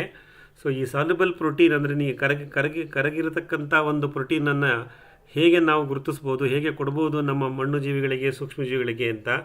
ಅದಕ್ಕೆ sir ಉತ್ತರ ಕೊಟ್ಟಿದ್ದು, ಈ soluble protein ಅಥವಾ ಕರಗಿರತಕ್ಕಂಥ ಪ್ರೋಟೀನ್ಗಳು ಪ್ರಕೃತಿನಲ್ಲೂ ಸಿಗುತ್ತೆ. ಮತ್ತು ಸಸ್ಯಗಳೇ ಇದನ್ನೆಲ್ಲ ತಯಾರು ಮಾಡಿ ಕೊಡ್ತವೆ ಸೂಕ್ಷ್ಮಜೀವಿಗಳಿಗೆ. ನಮ್ಮ ಒಳಸುರಿಯಿಂದ ನಾವು ಮಾಡೋಂಗಿದ್ರೆ ಅವರು ಕಂಡುಹಿಡ್ಕೊಂಡಿದ್ದು ಹ್ಯೂಮಿಕ್ ಆ್ಯಸಿಡ್ಡು, ಅಮಿನೋ ಆ್ಯಸಿಡ್ಡು ಮತ್ತು ಬಯೋ ಎನ್ಸೈಮ್ಸು, ಇದು ಮೂರನ್ನು ಹೇಳಿದ್ರು. ಈ ಹ್ಯೂಮಿಕ್ ಆ್ಯಸಿಡ್ ಅನ್ನೋದರಲ್ಲಿ ಕಾರ್ಬನ್ ಅಂಶ, ಕರಗಿರುವಂಥ ಕಾರ್ಬನ್, ಇಂಗಾಲದ ಅಂಶ ಜಾಸ್ತಿ ಇರುತ್ತೆ. ಅಮಿನೋ ಆ್ಯಸಿಡ್ನಲ್ಲಿ ಪ್ರೋಟೀನ್ ಅಂಶವೂ ಇರುತ್ತೆ. ಅವೆಲ್ಲವನ್ನು ನಾವು ಒಂದು ನಿರ್ದಿಷ್ಟ ಅನುಪಾತದಲ್ಲಿ ಸೇರಿಸಿ ಕೊಡೋದ್ರಿಂದ ನಾವು ನಮ್ಮ ಸೂಕ್ಷ್ಮಜೀವಿಗಳಿಗೆ ಕರಗಿರತಕ್ಕಂಥ ಪ್ರೋಟೀನ್, ಡಿಸಾಲ್ವಬಲ್ ಪ್ರೋಟೀನನ್ನು ಕೊಟ್ಟಂಗಾಗುತ್ತೆ. ಅದನ್ನು ಕೊಡೋದ್ರಿಂದ ಅವಳ ಕಾರ್ಯಚಟುವಟಿಕೆ ಜಾಸ್ತಿ ಆಗುತ್ತೆ ಅಂತ ಹೇಳಿದ್ರು. ಈ ಅಂಶಗಳನ್ನು, ಈ ಒಳಸುರಿಗಳನ್ನು ಯಾವ ಅಂತರದಲ್ಲಿ, ಯಾವ ರೇಷ್ಯೋದಲ್ಲಿ ಕೊಡಬೇಕು ಅದನ್ನು ಅವರು ಸಾಕಷ್ಟು ಪ್ರಯೋಗ ಮಾಡಿದ್ದಾರೆ. ಅದನ್ನು ಮಾಡಿ ಅವರು ರೈತರ ಜೊತೆ ಹಂಚ್ಕೋತಾ ಇದ್ದಾರೆ ಅಂತ ಹೇಳಿದ್ರು. ನೀವು ಇಂಡಿವಿಜುವಲ್ ಆಗಿ ತಗೊಳಕ್ಕೆ ಹೋದರೆ ಸಾಕಷ್ಟು ಅದಕ್ಕೆ ದುಡ್ಡು ವೆಚ್ಚ ಆಗುತ್ತೆ. ಅದನ್ನು ಯಾವುದೋ ಒಂದು ನಿರ್ದಿಷ್ಟ ರೇಷ್ಯೋದಲ್ಲಿ, ಅನುಪಾತದಲ್ಲಿ ಅದನ್ನು ಮಾಡ್ಕೊಂಡು ಬಳಸ್ಕೋಬೋದು. ಆ ಅನುಭವ ನನ್ನ ಹತ್ರ ಇದೆ ಅಂತ ಸರ್ ಹೇಳ್ತಿದ್ದಾರೆ. ಹೇಳಿಯಪ್ಪ, ಪ್ರಶ್ನೆ ಕೇಳಿ. ಇನ್ನೇನಾದ್ರು ಫೀಡ್ಬ್ಯಾಕ್ ಕೊಡಿ ಸರ್ಗೆ. Sir, I have a question. Sir, introduce yourself, sir. We will come to know about you. Yeah, my name is Ritesh. I am from Kerala. Yes, sir. So the question is like, what I understood is Udip sir already has ready-made which is readily available with him, the microbes and proteins. So can we approach him to get that? Surely, I'm going with that, definitely. Okay. It is in 2 forms, another 3 forms. First, I have a fortified castor. Now I want to fortify the vermicompost or bioslurry also. Bioslurry cake and bioslurry liquid. I want to fortify that also. It's available in 5-liter can also, very cheap. And the 5-liter can be used for 5 drenchings or even for the soil application also. Just like Dr. Soil, somebody is doing. Everybody is exploiting basically farmers. I don't want to exploit. I want to give it a very economical rate so that farmers should get maximum benefit. All the things I can give you, no problem. I can definitely give. But I've stopped manufacturing that. Some problems came and I stopped manufacturing. Now I have to start a fresh manufacturing and I can give you, no problem. Okay. Thank you, Mukesh ji, the ready input is available. So Yeah. you can always contact him. I will share his number to you. Just ping me on WhatsApp end of this session. I will share his contact. You can be in touch with him. Thank you, sir. ಅವರು ಕೇರಳದಿಂದ ನಮ್ಮ sir ಪ್ರಶ್ನೆ ಕೇಳಿದ್ದು.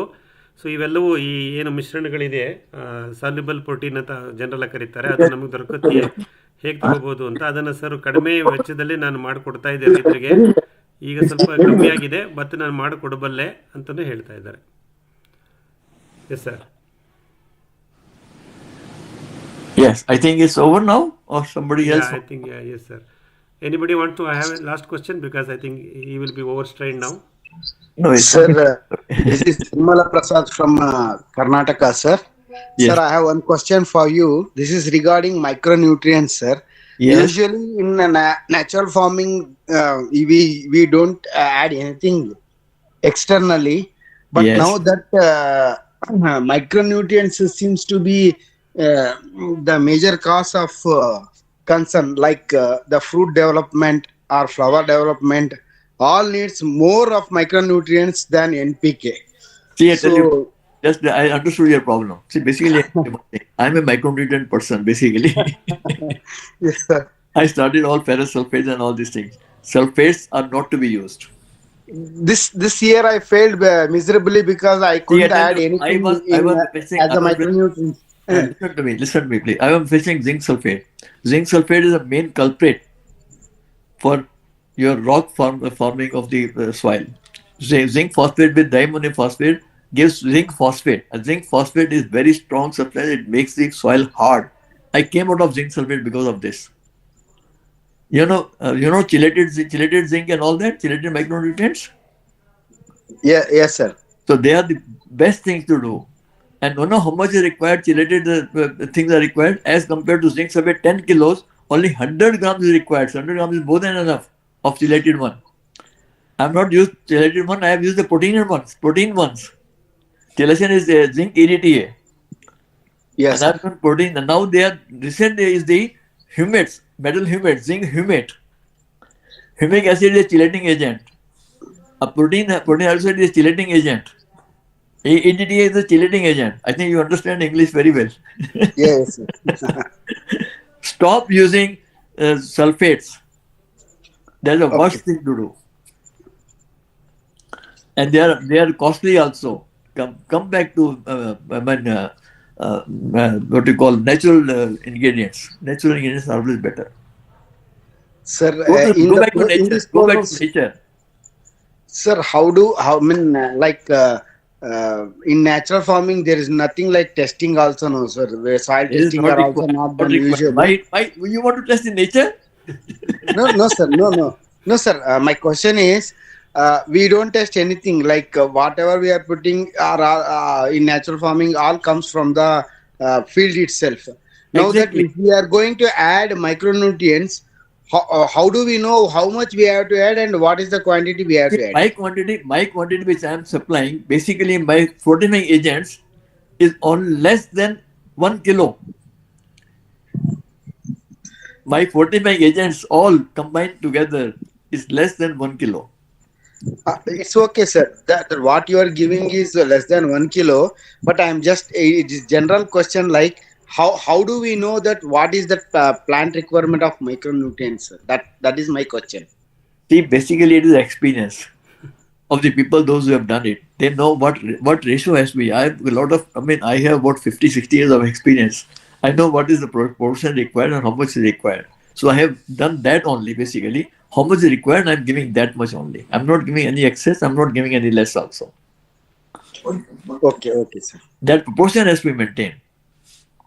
Proportion of zinc, iron, copper, manganese, and boron, all the proportion has to be maintained. How much is required? That comes with experience.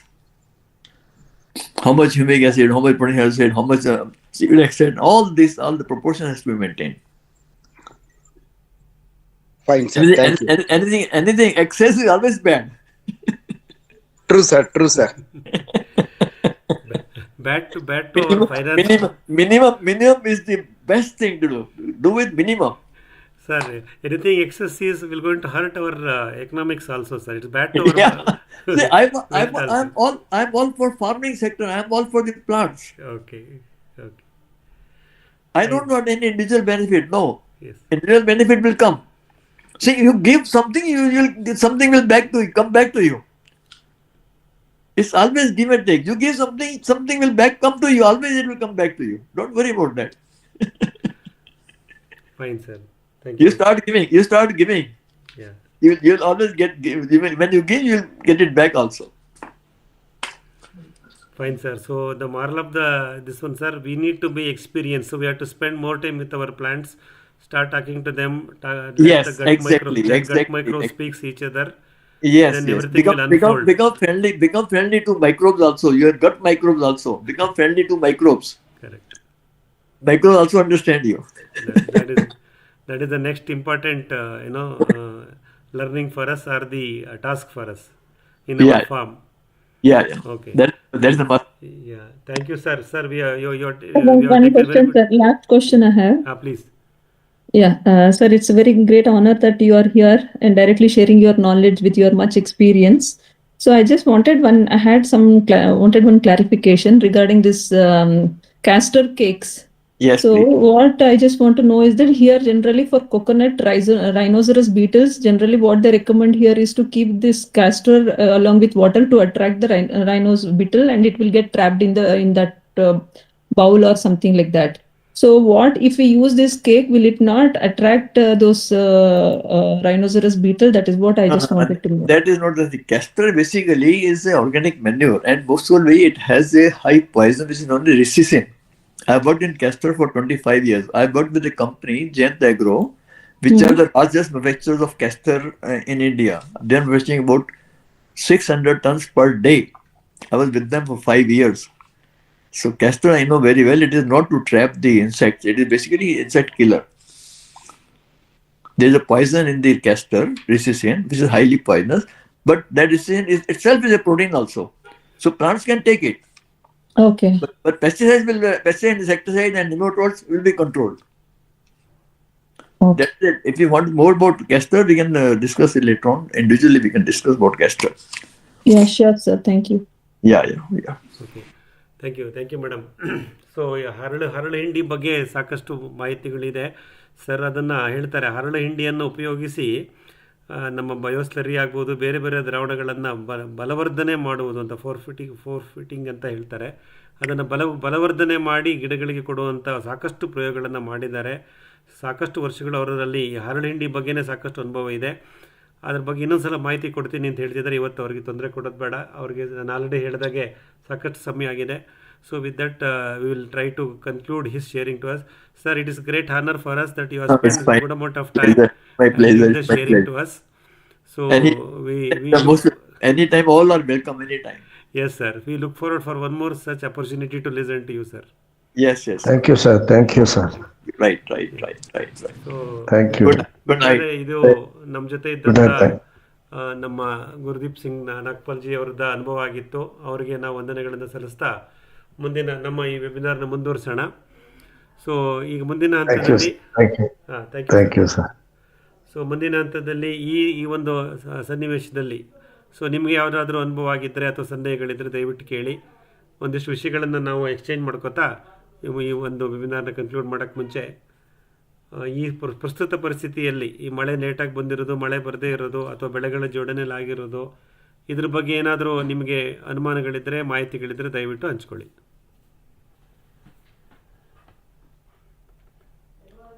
ಸರಿ, ಈಗ ನೀವು ಹಿಂಡಿ ದ್ರಾವಣ ಹೇಳ್ತಿರಲ್ಲ ಸರ್, ಹಿಂಡಿ ದ್ರಾವಣದಲ್ಲಿ ಎಡಿಬಲ್, ನಾನ್ ಎಡಿಬಲ್ ಕಂಟೆಂಟ್, ಎಡಿಬಲ್ ಕಂಟೆಂಟ್ 25%, ನಾನ್ ಎಡಿಬಲ್ ಕಂಟೆಂಟ್ 75% ಅಂತ ಹೇಳ್ತಿರಲ್ಲ. So edible content ನಲ್ಲಿ ಏನೇನ್ ಪ್ರಾಬ್ಲಮ್ಸ್ ಬರಬಹುದು ನಾವು ಹಾಕಿದ್ರೆ? ನಾನ್ ಎಡಿಬಲ್ ನಲ್ಲಿ ಏನ್ ಬರಲ್ಲ, ಎಡಿಬಲ್ ನಲ್ಲಿ ಏನ್ ಬರುತ್ತೆ, ಏನೋ ಐಡಿಯಾ ಇದೆ ಸರ್? ಯಾಕಂದ್ರೆ ನನಗೆ ನನ್ನ ನಾಲೆಡ್ಜಿಗೆ ಇವಾಗ ಬಂದಿರೋದು ಎಡಿಬಲ್ ಆಯಿಲ್, ಫಾರ್ ಎಕ್ಸಾಂಪಲ್ ಶೇಂಗಾ ಹಿಂಡಿ ತಗೊಂಡ್ರೆ ಶೇಂಗಾ ಹಿಂಡಿಗೆ ಬೂಜು ಅನ್ನೋದು ಬಂದು ಆ ಬೂಜು ಬೇರೆ ತರ ಇದು ಪರಿಣಾಮ ಬೀರ್ತಾ ಇದೆ. ಅದ್ರ ಜೊತೆಗೆ ಬ್ಯಾಕ್ಟೀರಿಯಲ್ ಸ್ಪಾಟ್ಸ್ ಅವೆಲ್ಲ ಬರ್ತಾ ಇದೆ ಅಂತ ಕೇಳ್ಪಟ್ಟೆ. ಸೊ ಅದ್ರ ಮೇಲೆ ನೀವೇನಾದ್ರೂ ನಿಮ್ಮ ಅಭಿಪ್ರಾಯ ಶೇರ್ ಮಾಡಿ ಸರ್. ಅಲ್ಲಿ ನೀವು ಪ್ರಯೋಗ ಮಾಡ್ತಿರೋ ವಿಧಾನಗಳು ಸ್ವಲ್ಪ ಡಿಫ್ರೆಂಟ್ ಆಗಿದೆ ತಿರುಮಲ ಪ್ರಸಾದ್ ಜಿ. ಯಾಕೆಂದರೆ ನೀವು ಹಿಂಡಿ ದ್ರಾವಣಗಳನ್ನು ಮಿಶ್ರಣ ಮಾಡಿ ಅದನ್ನು ಬುರುಗಿಸುವಿಕೆ, ಫರ್ಮೆಂಟೇಷನ್ ಎಲ್ಲ ಮಾಡಿ ಮತ್ತು ನಿಮ್ಮ ಇತರ ಒಳಸುರಿಗಳ ಜೊತೆ ಸೇರಿಸಿ ಬಳಸ್ತಾ ಇದ್ದೀರಾ. ಹಾಗಾಗಿ ಆ ಅನುಭವ ನಿಮ್ಮಲ್ಲಿದೆ, ಅದರ ಅನುಭವ ನೀವು ನಮಗೆ ಹೇಳ್ತಾ ಇರ್ತೀರಾ. ಬಟ್ ನಮ್ಮ ಹಿಂಡಿ ದ್ರಾವಣದ ಬಳಕೆ ಬಹಳ ಸುಲಭವಾಗಿದೆ, ಸರಳವಾಗಿದೆ. ಸೊ ನಾವೇನು ಮಾಡ್ತೀವಿ, ಎಲ್ಲ ಥರದ ಹಿಂಡಿಗಳನ್ನು ಹಿಂಡಿ ಮಿಶ್ರಣವನ್ನು ನೀರಿನಲ್ಲಿ ನೆನೆಸಿ ಕೆಲವು ಗಂಟೆಗಳು ಅಥವಾ ಒಂದು ರಾತ್ರಿ ಅಷ್ಟರಲ್ಲಿ ಮಾತ್ರ ಅದನ್ನು ನೆನೆಸಿ ನಾವು ಮಾರನೇ ದಿನನೇ ಗಿಡದ ಬುಡಕ್ಕೆ ಸೇರಿಸ್ಬಿಡ್ತಾ ಇದ್ದೀವಿ. ಹಾಗಾಗಿ ಎಲ್ಲವೂ ದ್ರಾವಣ ರೂಪಕ್ಕೆ, ದ್ರವ ರೂಪಕ್ಕೆ ಪರಿವರ್ತನೆ ಮಾಡಿ ಗಿಡಗಳಿಗೆ ಕೊಡ್ತಾ ಇರೋದ್ರಿಂದ ನಮಗೆ ಅಲ್ಲಿ ಬೇರೆ ಆ ಹಿಂಡಿ ದ್ರಾವಣದಲ್ಲಿ ಏನೇ ಒಂದು ಬೇರೆ ರೀತಿಯ ಬೆಳವಣಿಗೆ ಆಗ್ತಾ ಇದ್ದರೆ, ಸೂಕ್ಷ್ಮಜೀವಿಗಳು ಅಥವಾ ನೀವು ಹೇಳಿದ ಗೂಜಿಗಳು ಅದೆಲ್ಲ ಅದ್ಯಾವುದೂ ನಮ್ಮ ಗಮನಕ್ಕೆ ಬರಲ್ಲ, ಯಾಕಂದರೆ ನಾವು ಅದನ್ನು ಇಡಕ್ಕೆ ಹೋಗಲ್ಲ. ಸೊ ಕಡಿಮೆ ಅವಧಿನಲ್ಲಿ ಅದನ್ನು ದ್ರಾವಣ ಮಾಡಿ ಭೂಮಿಗೆ ಹಾಕ್ತಾ ಇದ್ದೀವಿ. ಹಾಗೆ ನಮ್ಗೆ ಅದು ಯಾವುದೇ ಥರದ ಆ ಥರ ಪರಿಣಾಮಗಳು ಬಂದಿಲ್ಲ.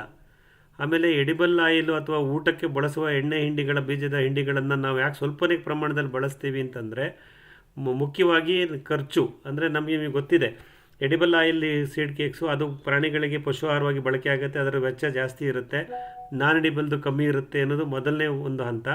ಎರಡನೇ ಹಂತದಲ್ಲಿ ಸಸ್ಯ ಪೋಷಕಾಂಶಗಳು ಸಾಕಷ್ಟು ಈ ಬೇವು, ಹೊಂಗೆ, ಔಡಲ, ಕ್ಯಾಸ್ಟರ್ ಇವುಗಳಲ್ಲಿ ಜಾಸ್ತಿ ಇರುತ್ತೆ ಅಂತಲೂ ಓದ್ಪಟ್ಟಿದ್ದೀವಿ. ಹಾಗಾಗಿ ನಮ್ಮ ಮುಖ್ಯ ಉದ್ದೇಶ ಒಳಸುರಿಗಳ ವೆಚ್ಚವನ್ನು ಕಮ್ಮಿ ಮಾಡಬೇಕು, ಆದಷ್ಟು ಝೀರೋಗೆ ತೊಗೊಂಬರಬೇಕು ಅನ್ನೋ ಉದ್ದೇಶದಿಂದ ಇವುಗಳನ್ನು ಬಳಸ್ತೀವಿ.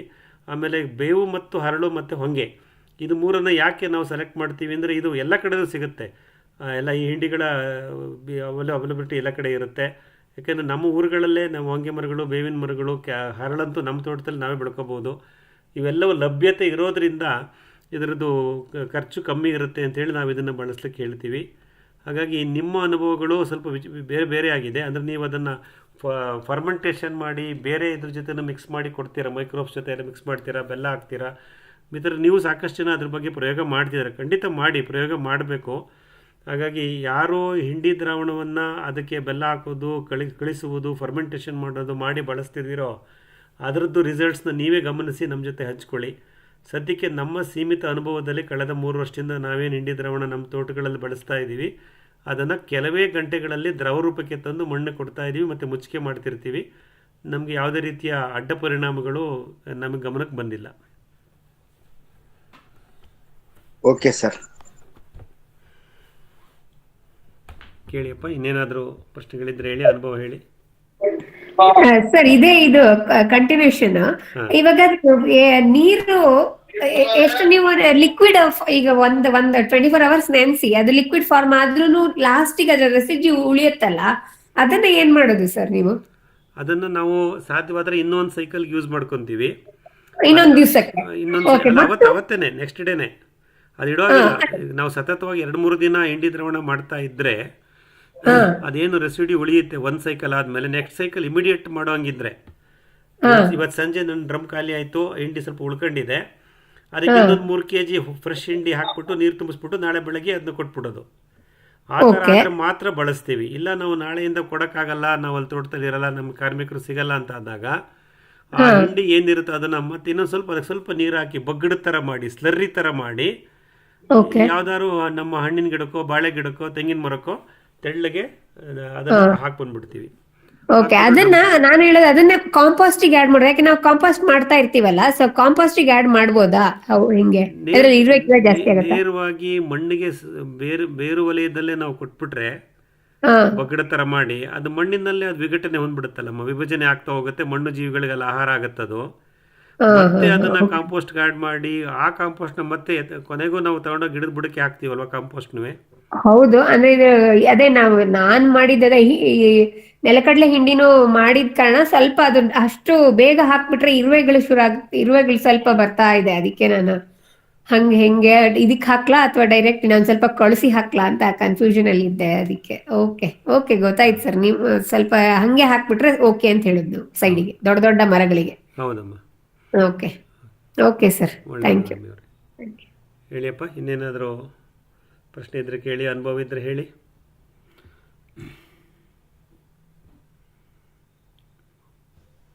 ಸರ್ ನಮಸ್ತೆ. Sir Chennaigowda sir. ನಮಸ್ಕಾರ ಗೌಡ್ರೆ, ಹೇಳಿ.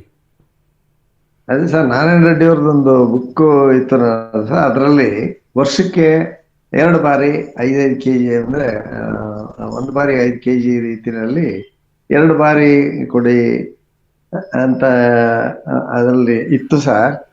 ಅದು ಅಂದ್ರೆ ಇದೊಂದು ಮಾತ್ರ ಐಡಿ ಬಂದ್ರೆ ಮಾಮೂಲಿ ಡೈರೆಕ್ಟ್ ಆಗಿ ಒಂದು ನಾರ್ತ್ ಸೌತ್ ಮತ್ತು ಈಸ್ಟ್ ವೆಸ್ಟ್ ಸ್ವಲ್ಪ ಒಂಚೂರು ಗುಂಡಿ ಮಾಡಿ ಅದೊಂದು ಮಾತ್ರ ಹಾಕ್ಬೋದಲ್ವ ಸರ್? ಬಾಕಿ ಅವೆಲ್ಲ ಸೊಲ್ಯೂಷನ್ನೇ ಮಾಡಿ ಹಾಕ್ಬೇಕಲ್ವ ಸರ್? ಇದು ಅಂದ್ರೆ ಯಾವುದು ಗೌಡ್ರೆ? ಅಲ್ಲ, ಇದು ಬೇವಿನ ಹಿಂಡಿ ಸರ್. ಸರಿ. ಅದು ಬೇವಿನ ಕೊಡ್ಬೋದೇನೋ ಹಿಂಡಿನ ಗೊತ್ತಿಲ್ಲ. ಘನರೂಪದಲ್ಲಿ ಆ ಹಿಂಡಿಗಳನ್ನ ಬಳಸೋದು ಸಾಕಷ್ಟು ಉದಾಹರಣೆಗಳು ನಮ್ಮ ಮುಂದೆ ಇದೆ. ಹಾ ಬಟ್ ನಾವು ಕಂಡುಕೊಂಡಿರೋ ಸರಳ ಮಾರ್ಗ ಅದನ್ನು ದ್ರಾವಣ ಮಾಡ್ಬಿಟ್ಟು ಕೊಟ್ಬಿಟ್ರೆ ಹೌದು ಸರ್. ಮಣ್ಣಿನಲ್ಲಿ ಅದು ಚೆನ್ನಾಗಿ ವಿಲೀನವಾಗ್ಬಿಡುತ್ತೆ. ಹಾ ಹಾ ವಿಲೀನ ಆಗಿ ಬೇರೆ ಯಾವುದೇ ಸೈಡ್ ಎಫೆಕ್ಟ್ಸ್ ಆಗದಂಗೆ ನೇರವಾಗಿ ನಮ್ಮ ಸೂಕ್ಷ್ಮ ಜೀವಿಗಳಿಗೆ ಅದು ಆಹಾರ ಇರೋದ್ರಿಂದ ಹಾ ಹಾ ಅದು ಬೇಗ ನಮ್ಮ ಬೆಳೆ ಸಸ್ಯದ ಬೇರುಗಳಿಗೆ ಪೂರೈಸಲ್ಪಡುತ್ತೆ. ಸರಿ ಹಾಗಾಗಿ ಸರ್. ನಿಮಗೆ ಕಡಿಮೆ ಅವಧಿನಲ್ಲಿ ಅದರದ್ದು ಫಲಿತಾಂಶ ಬರಬೇಕು ಅಂದಾಗ ಹೌದು ಸರ್. ಅದನ್ನು ದ್ರಾವಣ ರೂಪದಲ್ಲಿ ಮಾಡಿಕೊಡೋದು ಸೂಕ್ತ ಅಂತ ಅನ್ಸುತ್ತೆ. ಸರಿ ಸರ್. ಅದೇ ಅದೊಂದು ಮಾತ್ರ ಹೇಳಿದ್ರು ಸರ್, ಬಾಕಿದ ಯಾವ ಹೇಳಿಲ್ಲ. ಅದೇ ಬಾಕಿದೆಲ್ಲ ಸೊಲ್ಯೂಷನ್ ಸಾಲ್ಯುಬಲ್ ಇದ್ರಲ್ಲಿ ಸ್ಟೇಟ್ ಅಲ್ಲಿ ಕೊಟ್ರೆ ಚೆನ್ನಾಗಿರ್ತದೆ. ಇದೊಂದು ಮಾತ್ರ ನಂಗೆ ಅಂದಿದ್ರಲ್ಲ ಅವರು, ಸ್ವಲ್ಪ ಪ್ರಯೋಗಾತ್ಮಕ ಮಾಡಿದ್ರಲ್ಲ, ಅದೊಂದು ಮಾತ್ರ ಡೈರೆಕ್ಟ್ ಆಗಿ ಕೊಟ್ರೆ ಏನೂ ಆಗಲ್ಲ ಅಂತ ಕಾಣಿಸ್ತದೆ. ಇದೊಂದು ಬಾಕಿವೆಲ್ಲ ಸೊಲ್ಯೂಷನ್ ಸರಿ ಸರ್. ಅದು ಇದನ್ನು ಆಡ್ ಮಾಡಿ ಬೇವಿನ ಹಿಂಡಿಯನ್ನ ಕಾಂಪೋಸ್ಟ್ ಮಾಡ್ಬೇಕಾದ್ರೆ ಸೇರಿಸಿ ಅಂತ ಹೇಳ್ತಾರೆ. 1 ಟನ್ 1000 kg ಕಾಂಪೋಸ್ಟ್ಗೆ 40 kg ಬೇವಿನ ಹಿಂಡಿಯ ಪುಡಿ ಅದನ್ನ ಮಿಶ್ರಣ ಮಾಡಿ ಕಾಂಪೋಸ್ಟ್ನ ತಯಾರು ಮಾಡುವಂತ ಉದಾಹರಣೆಗಳು ನಮ್ಮ ಮುಂದೆ ಇದೆ. ಸಾಕಷ್ಟು ಕಡೆ ಅದರ ಬಗ್ಗೆ ಓದ್ತಾ ಇರ್ತೀವಿ. ಸೊ ನೀವು ಕಾಂಪೋಸ್ಟ್ ಮಾಡುವಾಗ ಬೇವಿನ ಹಿಂಡಿನ ಅದಕ್ಕೆ ಮಿಶ್ರಣ ಮಾಡಿ ಕೊಡೋದಿದೆ. ಅದರಲ್ಲಿ ಕಾಂಪೋಸ್ಟಿನಲ್ಲಿ ರೋಗ ನಿರೋಧತೆ ಜಾಸ್ತಿ ಆಗುತ್ತೆ. ಬೇವಿನ ಹಿಂಡಿಯನ್ನ ಬಳಸಿದಂಥ ಕಾಂಪೋಸ್ಟನ್ನು ನಾವು ಗಿಡಕ್ಕೆ ಕೊಟ್ಟಾಗ ಸೊ ನಮ್ಮ ಮಣ್ಣು ಆರೋಗ್ಯವಾಗಿರುತ್ತೆ, ಹಾನಿಕಾರಕ ಅಂಶಗಳು ಕಮ್ಮಿ ಆಗುತ್ತೆ ಅನ್ನೋ ಅನುಭವನೂ ಕೆಲವರು ಪಡ್ಕೊಂಡಿದ್ದಾರೆ. ಕಾಂಪೋಸ್ಟ್ ಮಾಡುವಾಗಲೂ ಬಳಸ್ತಾರೆ, ಅಥವಾ ನೇರವಾಗಿ ಹಿಂಡಿಯನ್ನೇ ಗಿಡದ ಬುಡಕ್ಕೆ ಕೊಡೋ ಘನ ರೂಪದಲ್ಲಿ ಹಿಂಡಿಯನ್ನು ಗಿಡದ ಬುಡಕ್ಕೆ ಕೊಡುವಂಥ ಉದಾಹರಣೆಗಳು ಅಲ್ಲೊಂದಿಲ್ಲೊಂದು ಇರ್ಬೋದು. ನಾರಾಯಣ ರೆಡ್ಡಿ ಸರ್ ಪ್ರಯೋಗ ಮಾಡಿರ್ತಾರೆ ಆ ದಿನಗಳಲ್ಲಿ. ಬಟ್ ನಾವು ಇವಾಗ ಕಂಡುಕೊಂಡಿರೋ ಸರಳ ಮಾರ್ಗ ದ್ರಾವಣ ರೂಪದಲ್ಲೇ ಕೊಟ್ಬಿಡೋದು. ಸರಿ ಸರ್, ದ್ರಾವಣ ಫೈನ್ ಸರ್. ದ್ರಾವಣ ಫೈನ್. ಅದೇನೇ ಸರ್, ಅದೊಂದು ನಾ ಏನಕ್ಕೆ ಕೇಳಿದೆ ಅಂದ್ರೆ ಅದೊಂದು ಮಾತ್ರ ಕೊಡ್ಬೋದೇನೋ ಅಷ್ಟೇ. ಬಾಕಿದೆಲ್ಲ ಸೊಲ್ಯೂಷನ್ ವಿತ್ ಇನ್ಕ್ಲೂಡಿಂಗ್ ಬೇವಿನ ಹಿಂಡಿ ಸೇರಿ ಎಲ್ಲ ಕೊಟ್ಟು ಸಾಲ್ಯುಬಲ್ಗೆ ನೀವು ಹೇಳ್ದಂಗೆ ಇದರಲ್ಲಿ ತುಂಬಾ ಇದರ ಕ್ರಿಮಿನಾಶಕದ ಇದು ಜಾಸ್ತಿ ಇರೋದ್ರಿಂದ ಸರ್ ಅದು ತುಂಬಾ ಎಫೆಕ್ಟ್ ಆಗಿ ಪರಿಣಮಿಸ್ತದೇನೋ ಸರ್. ಇರ್ಬೋದು, ಪ್ರಯೋಗ ಮಾಡ್ಬೋದು. ನಾನು ಈ ಪ್ರಶ್ನೆ ಡಾಕ್ಟರ್ ವಿಜಯಪ್ರಕಾಶ್ ಹೆಗಡೆ ಸರ್ನ ಕೇಳಿದೆ. ಹೆಗಡೆ ಸರ್ ನಮ್ಗೆ ಹೇಳಿದ್ದೆ ಅಂದರೆ, ಆ ಬೇವಿನ ಹಿಂಡಿಯನ್ನು ನೀನು ಘನರೂಪದಲ್ಲಿ ಬೇರಿಗೆ ಕೊಟ್ಟಾಗ ಅದರಲ್ಲಿರ್ತಕ್ಕಂಥ ಅಜಾರಾಕ್ಟಿಡಿನ್ ಅಥವಾ ಒಂದು ವಿಷದಾಂಶ ಅಂತ ನೀವು ಹೇಳ್ತೀರಲ್ಲ, ಆ ಅಂಶ ಜಾಸ್ತಿ ಇರೋದ್ರಿಂದ ಕೆಲವು ಸಂದರ್ಭಗಳಲ್ಲಿ ನೀವು ಕೊಟ್ಟಂಥ ಬೇವಿನ ಹಿಂಡಿ ಗಿಡದ ಬೇರು ವಲಯದಲ್ಲಿ ಕೂತ್ಕೊಂಡಾಗ ಎಷ್ಟೋ ಥರದ ಉಪಕಾರಿ ಸೂಕ್ಷ್ಮಿಗಳಿಗೆ ಕೆಲಸ ಮಾಡಲಿಕ್ಕೆ ಆಗಲ್ಲ. ಅವು ಸಹ ವಿಕರ್ಷಿಸಲ್ಪಡುತ್ತವೆ, ಈ ಕಹಿ ಅಂಶದಿಂದ ಹೊರದೂಡಲ್ಪಡ್ತವೆ. ಹಾಗಾಗಿ ಸೂಕ್ಷ್ಮಜೀವಿಗಳು ಬೇರು ವಲಯಕ್ಕೆ ಬಂದು ಕೆಲಸ ಮಾಡೋಕ್ಕೆ ಆಗಲ್ಲ. ಹಾಗಾಗಿ ಬೇವಿನ ಹಿಂಡಿಯನ್ನು ಘನರೂಪದಲ್ಲಿ ಬಳಸುವಾಗ 4% ಅಂದರೆ 1000 kgಗೆ 40 kg ಆ ಥರದಲ್ಲೇ ಹಾಕಬೇಕು ಅಂತ ಅವರು ಕಾಂಪೋಸ್ಟ್ ತಯಾರು ಮಾಡುವಾಗ ಬಳಸ್ತಿದ್ದಂಥ ಮಾರ್ಗಗಳನ್ನು ನಮಗೆ ತಿಳಿಸಿದ್ರು. 1000 kg ಕಾಂಪೋಸ್ಟ್ಗೆ 40 kg ಬೇವಿನ ಹಿಂಡಿ ಹಾಕಬೇಕು ಅಂತ ಹೇಳಿ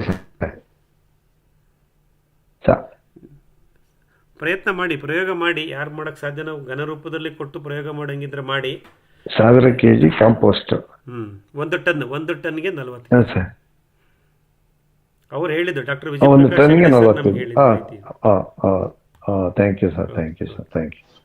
ಸರ್, ಇವಾಗ ನಿಮ್ ಪ್ರಕಾರ ಇದು ನಾವು 1 day ವರೆಗೂ ಮ್ಯಾಕ್ಸಿಮಮ್ ಇಟ್ರು ಸಾಕಲ್ಲ ಸರ್? ಇದು ನಾವು ಹಿಂಡಿ ದ್ರಾವಣ ಮಾಡೋದಕ್ಕೆ ಒಂದೇ ದಿವಸ ಸಾಕಂತಿರಲ್ಲ, ಅದ್ರ ಮೇಲೆ ಜಾಸ್ತಿ ಇಡೋದೇ ಬೇಕಾಗಿಲ್ಲ ಅಂತಿರಲ್ಲ. ಅದ್ರ ಮೇಲೆ ಜಾಸ್ತಿ ಇಟ್ರೆ ಅದು ಬೇರೆ ತರ ಪರಿಣಾಮ ಬೀರೋ ಆಸ್ಕಾರ ಇದೆ ಅಂತನಾ ನಾವ್ ಅನ್ಕೊಂಬೋದ? ಇರ್ಬೋದಲ್ಲ ಸರ್. ಈಗ ನಿಮ್ಮ ಅನುಭವಕ್ಕೂ ಬಂದಿದೆ, ಅದನ್ನ ಇಡ್ತೀವಿ, ಅಲ್ಲಿ ಇನ್ಯಾವುದೋ ಒಂದು ಸೂಕ್ಷ್ಮಜೀವಿಗಳು ಡೆವಲಪ್ ಆಗುತ್ತೆ. ಈಗ ನಾಗಪಾಲ್ಜಿ ಸರ್ ಹೇಳ್ದಂಗೆ ಕ್ಯಾಸ್ಟರ್ ಹರಳು ಹಿಂಡಿನಲ್ಲಿ ಇನ್ಸೆಕ್ಟಿಸೈಡ್ಸ್ ಅಂದರೆ ಸಸ್ಯಗಳನ್ನು ಕೀಟಗಳನ್ನು ಕೊಲ್ಲುವಂಥ ಸಾಮರ್ಥ್ಯನೂ ಅದಕ್ಕಿದೆ. ಅವುಗಳೆಲ್ಲವೂ ಪ್ರಭಾವ ಬೀರ್ತಾ ಬರ್ತವೆ. ಹಾಗಾಗಿ ಯಾವುದನ್ನು ಸರಳವಾಗಿ ಸುಲಭವಾಗಿ ಮಾಡ್ಬೋದು ಅದನ್ನು ಮಾಡೋಣ. ಮತ್ತೆ ಅದನ್ನು ಇಡೋದು ಮತ್ತು ಅದನ್ನು ಮೇಂಟೈನ್ ಮಾಡೋದು ಅದೆಲ್ಲ ಮತ್ತೆ ಬೇರೆ ಬೇರೆ ಸಮಸ್ಯೆಗಳು ಬರುತ್ತೆ. ಹಾಗಾಗಿ ಇವತ್ತೇ ಫಲಿತಾಂಶ ಮಾಡಿಬಿಡೋಣ. ಅದೇ ಒಂದ್ ದಿವಸವರೆಗೂ ಮ್ಯಾಕ್ಸ್ ಇಟ್ಕೊಂಡು ಮಾಡ್ಬೋದು. ಒಂದ್ ರಾತ್ರಿ ಇಟ್ಟು ಬೆಳಿಗ್ಗೆನೂ ಮಾಡ್ಬೋದು, ಅಥವಾ ಒಂದ್ ದಿವ್ಸಕ್ಕೆ ಇಟ್ಕೊಂಡು ಮರು ದಿವಸಕ್ಕೆ ನಾವು ಅದನ್ನ ಕ್ಲಿಯರ್ ಮಾಡ್ಕೊಂಡ್ಬಿಡ್ಬೇಕು ಅಷ್ಟೇ ಅಲ್ಲ ಸರ್? ಹೌದು. ಮೊನ್ನೆ ಇನ್ನೊಬ್ರು ಬೆಳಗಾಂ ಜಿಲ್ಲೆ ಚಿಕ್ಕೋಡಿ ತಾಲೂಕಿಂದ ಒಬ್ಬರು ರೈತರು ನನ್ನ ಜೊತೆ ಇದ್ದರು. ಅವರು ಕಬ್ಬು ಮತ್ತು ಕಬ್ಬಿನ ಅಂತರ ಬೆಳೆಯಾಗಿ ಈರುಳ್ಳಿ ಅದಕ್ಕೆ ಹಿಂಡಿ ದ್ರಾವಣ ಕೊಡ್ತಾ ಇದ್ದಾರಂತೆ. ಕಳೆದ ಒಂದು 7-8 ತಿಂಗಳಿಂದ ಕೊಡ್ತಾ ಇದ್ದೀನಿ ಸರ್. ರಿಸಲ್ಟ್ಸ್ ತುಂಬ ಚೆನ್ನಾಗಿ ಬಂದಿದೆ.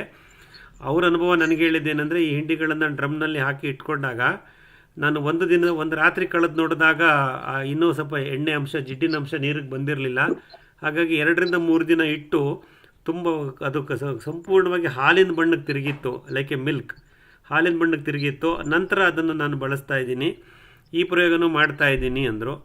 ನಿಮ್ಗೆ ಅದರಲ್ಲಿ ಯಾವುದೇ ಋಣಾತ್ಮಕ ಪರಿಣಾಮಗಳು, ನೆಗೆಟಿವ್ ಎಫೆಕ್ಟ್ಸ್ ಏನು ಕಾಣ್ತಾ ಇಲ್ಲ ಅಂದರೆ ಮುಂದುವರಿಸಿಯಪ್ಪ, ಆದರೆ ಎಲ್ಲವೂ ಅಬ್ಸರ್ವೇಷನ್ ಮಾಡ್ಕೊಂಡು ಹೋಗಿ ನಿಮ್ಮ ಅನುಭವ ಹೇಳ್ತಾ ಬನ್ನಿ ಅಂತ ಅವ್ರಿಗೆ ಹೇಳಿದಂಟು ನಾನು. ಆ ಥರದ ಪ್ರಯೋಗಗಳು ಮಾಡ್ತಾ ಇದ್ದಾರೆ. ಕಬ್ಬು ಮತ್ತು ಈರುಳ್ಳಿನಲ್ಲಿ, ಅಂತರ ಬೆಳೆಯಾಗಿ ಈರುಳ್ಳಿನಲ್ಲಿ ಹಿಂಡಿ ದ್ರಾವಣವನ್ನು ಬಳಸ್ತಕ್ಕಂಥ ಉದಾಹರಣೆಗಳು ನಮ್ಮ ಬೆಳಗಾವಿ ಭಾಗದಿಂದನೂ ನಮಗೆ ಮಾಹಿತಿ ಬರ್ತಾ ಇದೆ. ಅಂದ್ರೆ ಸರ್ ಅವರು ಏನೇನು ಹಿಂಡಿ ಹಾಕಿದ್ರು ಅಂತ ಅದೊಂದು ವಿಷಯ. ನೀವು ಹೇಳಿದ್ದೆ ತಗೊಂಡಿದ್ದೀವಿ ಅಂತಂದ್ರು, ನಮ್ಮಲ್ಲಿ ಏನು ಸಿಗುತ್ತೋ ಅದನ್ನ ತಗೊಂಡಿದ್ದೀವಿ ಅಂತಂತಾರೆ. ಕೆಲವು ಸಲ ಏನಾಗುತ್ತೆ ಸರ್, ಫೋನಲ್ಲಿ ಮಾತಾಡ್ತಿರ್ತಾರೆ, ಸಾಕಷ್ಟು ಸಿಗಲ್ಲ ನಮಗೆ, ಕರೆಕ್ಟ್ ಕ್ಲಾರಿಟಿ ಆಗಿ ಸಿಗೋದಿಲ್ಲ. ಓಕೆ ಓಕೆ ಸರ್, ಬಟ್ ಅವ್ರ ನಂಬರ್ ಇದೆ, ಅವ್ರಿಗೆ ಹೇಳಿದ್ದೀನಿ ಒಂದ್ಸಲ ಬುಧವಾರ ಬಂದು ನಿಮ್ಮ ಅನುಭವ ಹೇಳಿ. ಯಾಕಂದ್ರೆ ಸಾಕಷ್ಟು ಕೃಷಿಕರು ಕಬ್ಬು ಬೆಳೀತಾರೆ ಆ ಭಾಗದಲ್ಲೆಲ್ಲ. ಸೊ ಹಿಂಡಿ ದ್ರಾವಣವನ್ನು ಕಬ್ಬಿಗೂ ಬಳಸಿ ಅದು ಫಲಿತಾಂಶ ಪಡ್ಕೊಂಡಿದ್ದೀವಿ ಅಂತ ಆತ್ಮವಿಶ್ವಾಸದಿಂದ ಇದ್ದರು. ಹಾಗಾಗಿ ಅವ್ರನ್ನ ಒಂದ್ಸಲ ಒಂದು ಬುಧವಾರ ಬಂದು ಹೇಳಲಿಕ್ಕೆ ಅವ್ರನ್ನ ಇನ್ವೈಟ್ ಮಾಡಕ್ಕೆ ಟ್ರೈ ಮಾಡ್ತೀನಿ ಸರ್. ಸರ್ ಇನ್ನೊಂದು ಕೇಳಕ್ಕಿತ್ತು, ತೆಂಗಿನ ಸಸಿ ನೆಟ್ಟಿರೋದು ಪಕ್ಕದಲ್ಲೇನೆ ಬೇವಿನ ಮರ ಇದೆ. ಹಲೋ, ಕೇಳಿಸಿ ಮೇಡಮ್, ಕೇಳಿಸ್ತಿದೆ. ಓಕೆ, ಅಲ್ಲಿ ಪಕ್ಕದಲ್ಲೇನೆ ಬೇವಿನ ಮರ ಇತ್ತು, ಹಳೇದಿದ್ದು. ಇನ್ನೊಂದು ತೆಂಗಿನ ಮರದ ಪಕ್ಕನೆ ಬಾಗೆ ಮರ ಇದೆ, ಹಳೇದು, ತುಂಬಾ ಎತ್ತರ ಆಗಿರೋಂಥದ್ದು. ಅದೇನಾದ್ರು ತೆಂಗಿಗೆ ತೊಂದರೆ ಆಗತ್ತಾ ಸರ್? ಅದು ಇಮಿಡಿಯೇಟ್ ಪಕ್ಕದಲ್ಲೇ ಇದೆ. ಸೊ ತೆಂಗು ವಾಲತ್ತೆ ಅಂತ ಕೆಲವ್ರು ಹೇಳ್ತಿದ್ರು. ಸೊ ನಿಮ್ಮ ಅಭಿಪ್ರಾಯ ಏನದು ಅಂತ? ಎಷ್ಟು ತಿಂಗಳಾಯ್ತು ನೀವು ತೆಂಗಿನ ಸಸಿ ನೆಟ್ಟು ಮೇಡಮ್? 1 ವರ್ಷ ಆಗಿದೆ ಸರ್ ತೆಂಗಿನ ಸಸಿ ನೆಟ್ಟು. ಹೇಗನ್ಸುತ್ತೆ ಬೆಳವಣಿಗೆ? ನಿಮ್ಗೆ ಹೇಗನ್ಸುತ್ತೆ ಆ ಗಿಡವನ್ನು ನೋಡ್ತಿದ್ದಾಗ? ನಿಮ್ಗೆ ಹೇಗನ್ಸುತ್ತೆ ಬೆಳವಣಿಗೆ? ಅದ್ರ ಬೆಳವಣಿಗೆ ಬಗ್ಗೆ ಏನ್ ಅನ್ನಿಸ್ತಾ ಇದೆ? ಬೆಳವಣಿಗೆ ಅಟ್ಪಾಡ್ಗದಿದೆ. ಅವ್ರು ಹೇಳ್ತಿದೆ ಅಂದ್ರೆ, ಈಗ ಕೆಲಸ ಮಾಡಕ್ ಬಂದವರು ಅಥವಾ ಒಂದು ಅಕ್ಕಪಕ್ಕ ಇವ್ರು ಯಾರೋ ಇರೋರು ಆಮೇಲೆ ವಾಲ್ ಬಿಡುತ್ತೆ ಗಿಡ, ಅದು ಅದ್ರದ್ದೇ ಇದಾಗತ್ತೆ, ಸ್ಟ್ರೈಟ್ ಆಗಿ ಹೋಗಲ್ಲ ಇದು ಅಷ್ಟು, ಆಮೇಲೆ ಚೆನ್ನಾಗಿ ಬರಲ್ಲ, ಇದು ಪಕ್ಕದಲ್ಲಿರೋ ಗಿಡ ತೆಗಿರಿ ಅಂತಿದ್ರು. ಸೊ ನನ್ಗೆ ಅದಕ್ಕೆ ಒಂದ್ಸಲಿ ನಿಮ್ಮ ಅನುಭವ, ಇದು ಯಾರು ಎಕ್ಸ್ಪೀರಿಯನ್ಸ್ ಏನಾದ್ರು ತಿಳ್ಕೊಳ್ಳೋಣ ಅಂತ. ಇಲ್ಲ, ತೆಂಗಿನ ಮರ ವಾಲೋದು ಅದರದ್ದು ಸಹಜ ಪ್ರಕ್ರಿಯೆ, ಅದು ನ್ಯಾಚುರಲ್ ಆಗಿ ಬರ್ತದೆ. ಈ ಕೋಸ್ಟಲ್ ಅಲ್ಲಿ ನೋಡಿದ್ದೀರಾ, ಕಡಲು ತೀರಗಳಲ್ಲಿ ತೆಂಗು ಹೆಂಗ್ ಬಗ್ಗೆ ಸಮುದ್ರಕ್ಕೆ, ಅದು ಸಹಜ ಪ್ರಕ್ರಿಯೆ. ಅದು ಒಂದು ರಿಯಾಕ್ಷನ್ ಕೊಡ್ತಾ ಇರುತ್ತೆ ಅಷ್ಟೇ. ತನ್ನ ನೇರವಾದ ಲಂಬವಾದ ಬೆಳವಣಿಗೆಗೆ ಏನಾದರೂ ಅಡಚಣೆಗಳಿದ್ರೆ ಅದು ತನ್ನ ಮಾರ್ಗವನ್ನು ಹುಡುಕೊಳ್ಳುತ್ತೆ. ಅದು ಸಹಜ ಪ್ರಕ್ರಿಯೆ ತೆಂಗಿನ ಮರದ್ದು. ಅದಕ್ಕೋಸ್ಕರ ನಾವೇನು ಗಾಬರಿ ಆಗಬೇಕಾಗಿಲ್ಲ. ಅಡಿಕೆ ಮರದ ಥರ ನೇರವಾಗಿ ಬೆಳಿಬೇಕು ಅಂತೇನಿಲ್ಲ. ಅಂಕುಡೊಂಕಾಗಿ ಬೆಳೆದರೂ ಆರೋಗ್ಯವಾಗಿರುತ್ತೆ, ತೆಂಗಿನಕಾಯಿನ ಕೊಡುತ್ತೆ ಅಲ್ವಾ. ನಾವು ಕರಾವಳಿ ತೀರದ ಚಿತ್ರಗಳಲ್ಲಿ ನೋಡ್ತೀವಲ್ಲ, ದಯವಿಟ್ಟು ಆ ರೀತಿ ಏನು ಕೆನೋಪಿ ವಿಷಯದಲ್ಲಿ, ಅಂದರೆ ತನ್ನ ಸೂರ್ಯನ ಬೆಳಕನ್ನು ಹುಡುಕೊಂಡು ತನ್ನ ಗರಿಗಳನ್ನು ಅರಳಿಸ್ಕೊಳ್ಳುತ್ತಲ್ಲ ತೆಂಗು, ಛತ್ರಿ, ಕೆನೋಪಿ, ಆ ವಿಷಯದಲ್ಲಿ ಅದಕ್ಕೆ ಅಡಚಣೆ ಆದಾಗ ಅದು ಹೊಂದ್ಕೊಳ್ಳುತ್ತೆ. ಇನ್ನು ಅದ್ರ ಬಗ್ಗೆ ನೀವೇನು ಯೋಚನೆ ಮಾಡೋ ಅವಶ್ಯಕತೆ ಇಲ್ಲ. ಬೇರು ವಲಯದಲ್ಲಿ ಯಾವುದೇ ರೀತಿಯ ಸಮಸ್ಯೆ ಆಗಲ್ಲ. ಯಾವುದೇ ಗಿಡದ ಬೇರು ನಮ್ಮ ತೆಂಗಿನ ಗಿಡದ ಪಕ್ಕದಲ್ಲಿದ್ದರೆ ಬೇರು ವಲಯದಲ್ಲಿ ಏನು ಸಮಸ್ಯೆ ಆಗಿರೋದು, ವಿವಿಧ ಅಂತರಗಳಲ್ಲಿ ಬೇರುಗಳಿರುತ್ತೆ. ನಿಮ್ಮ ಬಾಗೆ ಮರ ಆಗ್ಬೋದು, ಬೇವಿನ ಮರ ಆಗ್ಬೋದು, ಹಳೆ ಮರಗಳಾದ್ರಿಂದ ಅದುಗಳದ್ದು ಬೇರು ಸಾಕಷ್ಟು ವಿಶಾಲವಾಗಿ, ಆಳವಾಗಿ, ಅಗಲವಾಗಿ ಹರಡ್ಕೊಂಡಿರುತ್ತೆ. ಅದ್ರ ಮಧ್ಯದಲ್ಲೇ ನಮ್ಮ ತೆಂಗಿನ ಮರದ ಬೇರುಗಳು ಹುಡ್ಕೊಂಡು ಹೋಗ್ತಾ ಇರುತ್ತೆ, ಜೊತೆಯಲ್ಲಿ ಇರುತ್ತೆ. ಆಲ್ರೆಡಿ ಸರ್ ಹೇಳ್ದಂಗೆ plant to microbe symbiotic, plant to plant symbiotic ಎಲ್ಲವೂ ಆಗುತ್ತೆ ಮಣ್ಣಿನ ಒಳಗಡೆ. ಹಾಗಾಗಿ ಮಣ್ಣಿನ ಒಳಗಡೆ ಆಗಿರ್ತಕ್ಕಂಥ ವೈವಿಧ್ಯತೆಯಿಂದ ಯಾವುದೇ ರೀತಿಯ ಸಮಸ್ಯೆ ಇಲ್ಲ. ನಾನು ಆಲ್ರೆಡಿ ಹೇಳ್ದಂಗೆ ಸೂಕ್ಷ್ಮಜೀವಿಗಳಿಗೆ ಈಗ 2 ಪ್ರೋಟೀನ್ ಕೊಡ್ತಾರೆ. ತೆಂಗಿನ ಮರದ ಬೇರು ಪ್ರೋಟೀನ್ ಕೊಡುತ್ತೆ, ಬಾಗೆ ಮತ್ತು ಬೇವಿನ ಮರದ ಬೇರು ಪ್ರೋಟೀನ್ ಕೊಡುತ್ತೆ. ಹಾಗಾಗಿ ಸೂಕ್ಷ್ಮಜೀವಿಗಳಿಗೆ ಇನ್ನು ಸಾಕಷ್ಟು ಆಹಾರ ಸಿಗುತ್ತೆ, ಅವುಗಳು ಕಾರ್ಯಪ್ರವೃತ್ತವಾಗಿರ್ತವೆ. ಹಾಗಾಗಿ ಮಣ್ಣಿನ ಒಳಗಡೆ ಯಾವುದೇ ಸಮಸ್ಯೆ ಇಲ್ಲ. ಕೆನೋಪಿ ವಿಷಯದಲ್ಲಿ ತನ್ನ ಛತ್ರಿಯನ್ನು ಬಿಚ್ಚಿಕೊಳ್ಳುವಾಗ ತೆಂಗಿನ ಮರ ಪಕ್ಕದಲ್ಲಿ ಬಾಗಿ ಅಥವಾ ನಿಮ್ಮ ಬೇವಿನ ಮರ ಅಡ್ಡ ಇದ್ದರೆ ತಾನು ಬಗ್ಗಿ ತನ್ನ ಛತ್ರಿಯನ್ನು ಬಿಚ್ಚಿಕೊಳ್ಳುತ್ತೆ. ನಿಮ್ಗೆ ಹಾಗೆ ತೆಂಗಿನ ಮರದ ಹತ್ರ ಕೊಂಬೆಗಳು, ನಿಮ್ಮ ಮರದ ಅರಣ್ಯ ವೃಕ್ಷದ ಮರದ ಕೊಂಬೆಗಳು ಅಡ್ಡ ಬರ್ತಿದೆ ಅಂದರೆ ಅದನ್ನು ಪ್ರೋನಿಂಗ್ ಮಾಡಿಸಿ ಮೇಡಮ್, ಅದನ್ನು ಕತ್ತರಿಸ್ಬಿಡ್ರಿ. ತೆಂಗಿನ ಮರಕ್ಕೆ ವಿಶಾಲವಾಗಿ ನೇರವಾಗಿ ಬಿಸಿಲು ಗಾಳಿ ಬೆಳಕು ಬರೋ ಥರ ನೋಡ್ಕೊಳ್ಳಿ. ಹಾಗಂತ ಮರನೇ ಕಡಿಯೋದು ಮೂರ್ಖತನವಾದೀತು ಅಂತ ಅಲ್ಲ. ಹೌದು, ಅದಕ್ಕೆ ನನ್ಗೆ ಅದು ಅನ್ನಿಸ್ಲಿಲ್ಲ. ಯಾಕಂದ್ರೆ ಇದು ಆಲ್ರೆಡಿ ಹಳೆ ಮರ ಇರೋದ್ರಿಂದ ಅದ್ ಪಾಡ್ಗೆ ಅದು ಇರುತ್ತೆ, ಇದ್ರ ಜಾಗ ಇದು ಹುಡ್ಕೊಂಡು ಹೋಗುತ್ತೆ ಅನ್ನೋದೇ ಇತ್ತು. ಅದೇ ಹೇಳಿದ್ರಲ್ಲ ನಾಗಪಾಲ್ಜಿ ಸರ್, ನಾವು ಯಾವುದನ್ನು ಕಡಿತೀವಿ, ಕೊಲ್ತೀವಿ, ತೆಗೆದಾಕ್ತೀವಿ, ಬೇರೆ ಸಮೇತ ಕಿತ್ತಾಕ್ತೀವಿ, ಈ ಥರ ಭಾವನೆಗಳನ್ನು ಇಟ್ಕೊಂಡು ನಾವು ತೋಟದಲ್ಲಿ ಓಡಾಡ್ತಿದ್ರೆ ಎಲ್ಲಮ್ಮ ರೆಸಿಪ್ರೊಕೇಶನ್ ಬರುತ್ತೆ?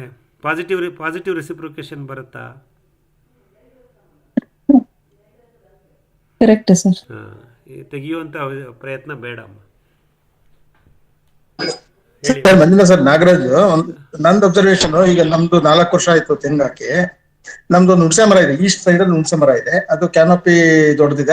ಅದ ಕ್ಯಾನಪಿ ಬಿಟ್ಟು ಪಕ್ಕದಲ್ಲಿ ಹಾಕಿದ್ವಿ, ವೆಸ್ಟ್ ಸೈಡ್ ಹಾಕಿದ್ವಿ ಇದನ್ನ ತೆಂಗದ. ಬಟ್ ಅದೇನ್ ಮಾಡ್ತು, ಈಗ ಬೆಳಿತಾ ಸ್ವಲ್ಪ ಸೈಡ್ಗೆ ಹೋಯ್ತು. ಯಾಕಂದ್ರೆ ಅದಕ್ಕೆ ಮೋಸ್ಟ್ಲಿ ಈ ಬಿಸಿಲಿಗೆ ಹುಡಿಕೊಂಡು ಹೋಗುದು ಅಥವಾ ಇದು ಏನ್ ರಂಬೆಗಳು ಇರ್ತಾವಲ್ಲ, ಅದು ಇದು ಆಕ್ಚುಲಿ ತೆಂಗಿಗೆ ಏನ್ ಅಡ್ಡ ಇರ್ಲಿಲ್ಲ ರಂಬೆಗಳು ಇದ್ರ ಹುಣಸೆ ಮರದ್ದು, ಬಟ್ ಸೈಡ್ಗೆ ಹೋಯ್ತದು. ನೀವ್ ಹೇಳಿದಾಗ ಅದೇನು ತೊಂದರೆ ಮಾಡಲ್ಲ. ಇದು ಮೇಲ್ಗಡೆ ಏನು ಕ್ಯಾನಪಿ ಗಡ್ಡ ಇಲ್ಲದಿರುವೆ, ಬಟ್ ಅದು ಸೈಡ್ ಕೊಟ್ಟೋಯ್ ಸರ್, ಬೆಂಡ್ ಆಯ್ತದು. ಬೆಂಡ್ ಅಂದ್ರೆ ಸ್ವಲ್ಪ ಸೈಡ್ಗೆ ಹೋಗ್ತಾ ಇದೆ ಮೇಲೆ. ಸರಿ. ಅಲ್ಲ, ಅದು ತೆಂಗಿನ ಮರದ ಸಹಜ ಗುಣ ನಾಗರಾಜ್ ಅವರೇ. ನಾವು ನೋಡಿದೀವಿ, ಎಷ್ಟು ಫೋಟೋಗಳಲ್ಲಿ ನೋಡ್ತೀವಿ ನೋಡಿ. ಅದು ಸಹಜ ಗುಣ, ಅದು ಹೇಗ್ ಬೇಕು ಹಾಗೆ ಅಂಕುಡೊಂಕಾಗಿ ಹೋಗುತ್ತೆ. ಆದ್ರೆ ಆ ಅಂಕುಡೊಂಕಾಗಿ ಬೆಳೆದ ತೆಂಗಿನ ಮರದಲ್ಲಿ ಎಳನೀರು ರುಚಿಯಾಗಿರಲ್ವೇ? ನಾ ಡೊಂಕಾದರೆ ಏನು ನಿನ್ನ ನಾಮ ಡೊಂಕೆ ವಿಠಲ ಅಂತ ಪುರಂದರದಾಸರು ಕೇಳಿದ್ದಾರೆ. ಅಲ್ಲ ಅಂದ್ರೆ ಅದು ಅಂಕುಡೊಂಕಿಲ್ಲ ಸರ್, ಅದು ಸ್ಟ್ರೈಟ್ ಆಗಿ ಹೋಗ್ತಾ ಇರ್ತದೆ, ಬಟ್ ಸೈಡ್ ಹೋಗುತ್ತೆ ಅಷ್ಟೇ. It will leave the canopy side, canopy ಇದ್ರದ್ದು ಗಿಡದ ಮರದ್ದು. ಅದ್ರದ್ದು ಸಹಜ ಗುಣ ಸರ್, ಅದು ಆ ರೀತಿ ಪ್ರತಿಕ್ರಿಯಿಸುತ್ತೆ ಅಂತ ಅನ್ಕೋಬಹುದು. ಬಟ್ ಇಡೀ ಟೋಟಲ್ ನಮ್ದ್ರಲ್ಲಿ ಎಲ್ಲೂ ಆತರ ಯಾವ್ದು ಬೆಂಡ್ ಇಲ್ಲ. ಇದೊಂದು ಮಾತ್ರ, because it is close to that tamarind tree, ಅದರಿಂದ ಅದು ಸ್ವಲ್ಪ ಸೈಡ್ಗೆ ಹೋಯ್ತದು ಹಂಗೆ. ಗುಡ್ ಅಬ್ಸರ್ವೇಷನ್ ಅದು. ನೋಡೋಣ ಸರ್, ಹೇಗೆ ಎಷ್ಟು ಗಮನಿಸ್ಬೋದು ನೋಡಿ ನಮ್ಮ ತೋಟದಲ್ಲಿ. ಖಂಡಿತ ಒಳ್ಳೇದು ನಾಗರಾಜ್ ಹೇಳ್ಕೊಂಡಿದ್ದಕ್ಕೆ. ಹೇಳಿಯಪ್ಪ, ಈ ಥರ ಹೇಳಿ, ಮಾಹಿತಿಗಳಿದೆ ಹಂಚ್ಕೊಳ್ಳಿ.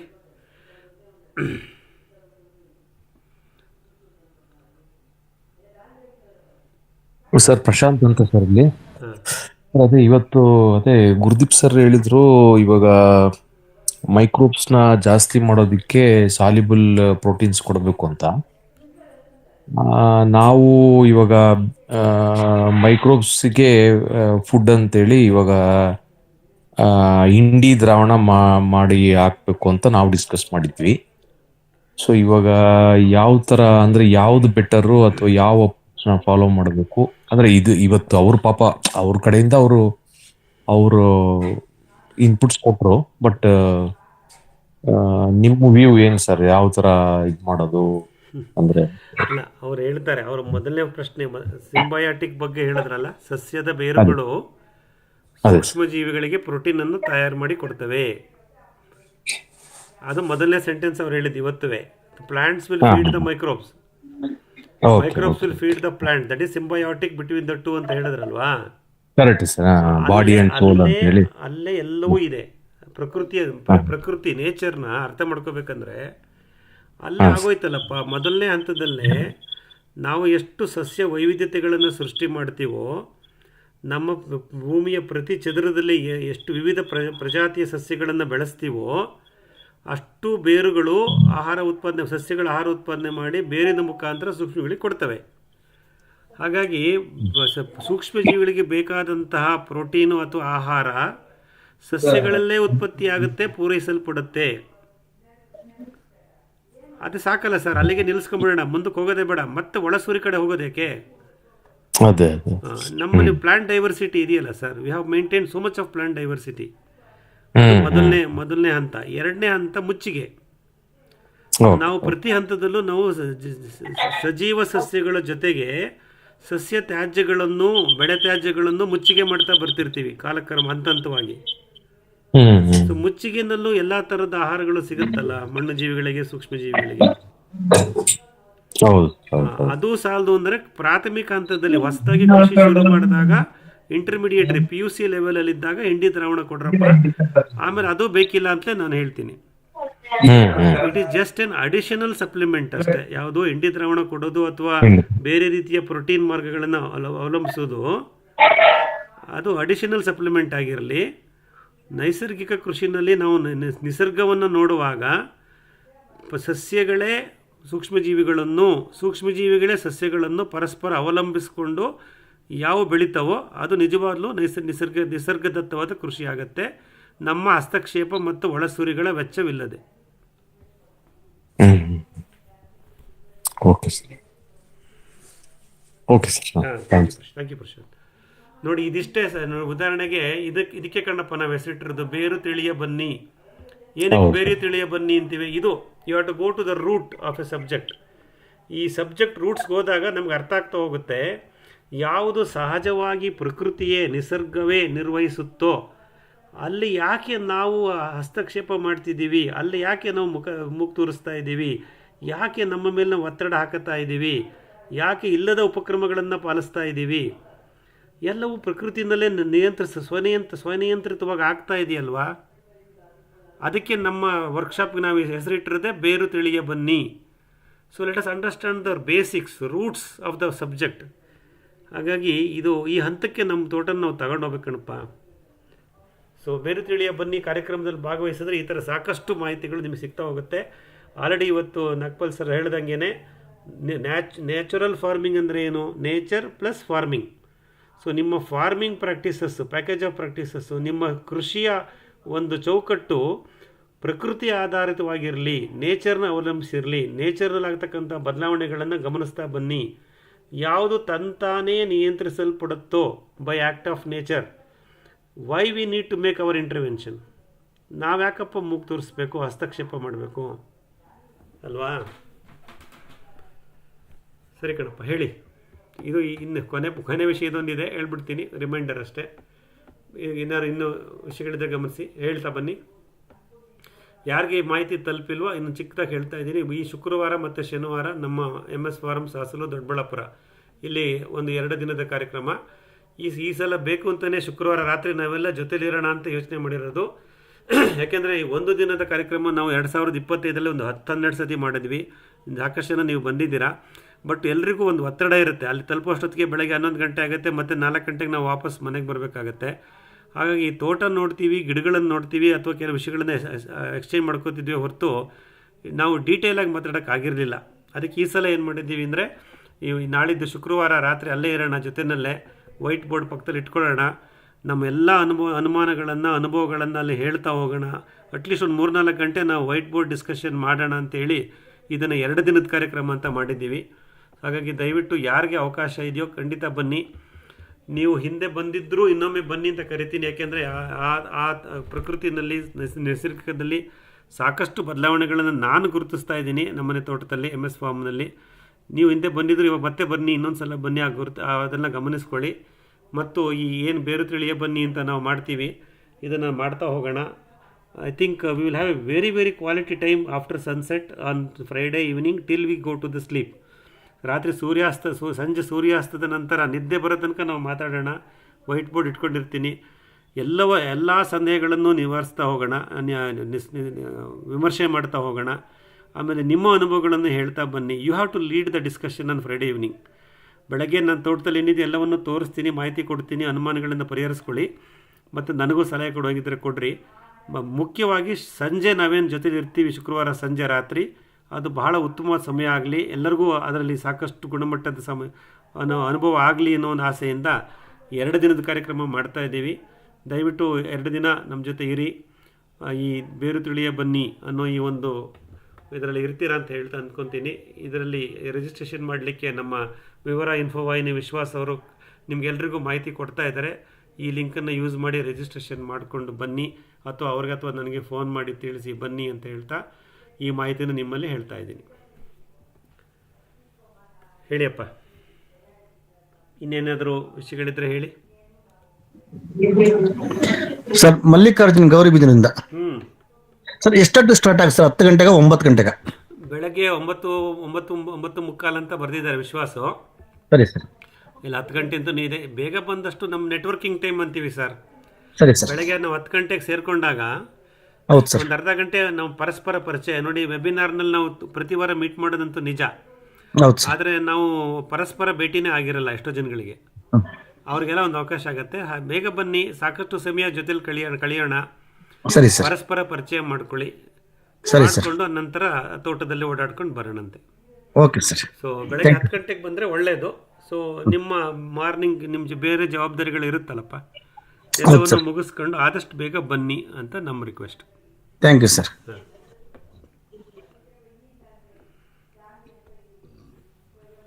ಹೇಳಿಯಪ್ಪ, ಇನ್ನೇನಾದರೂ ವಿಷಯಗಳಿದೆಯಾ, ಹೇಳ್ಬೋದಾ?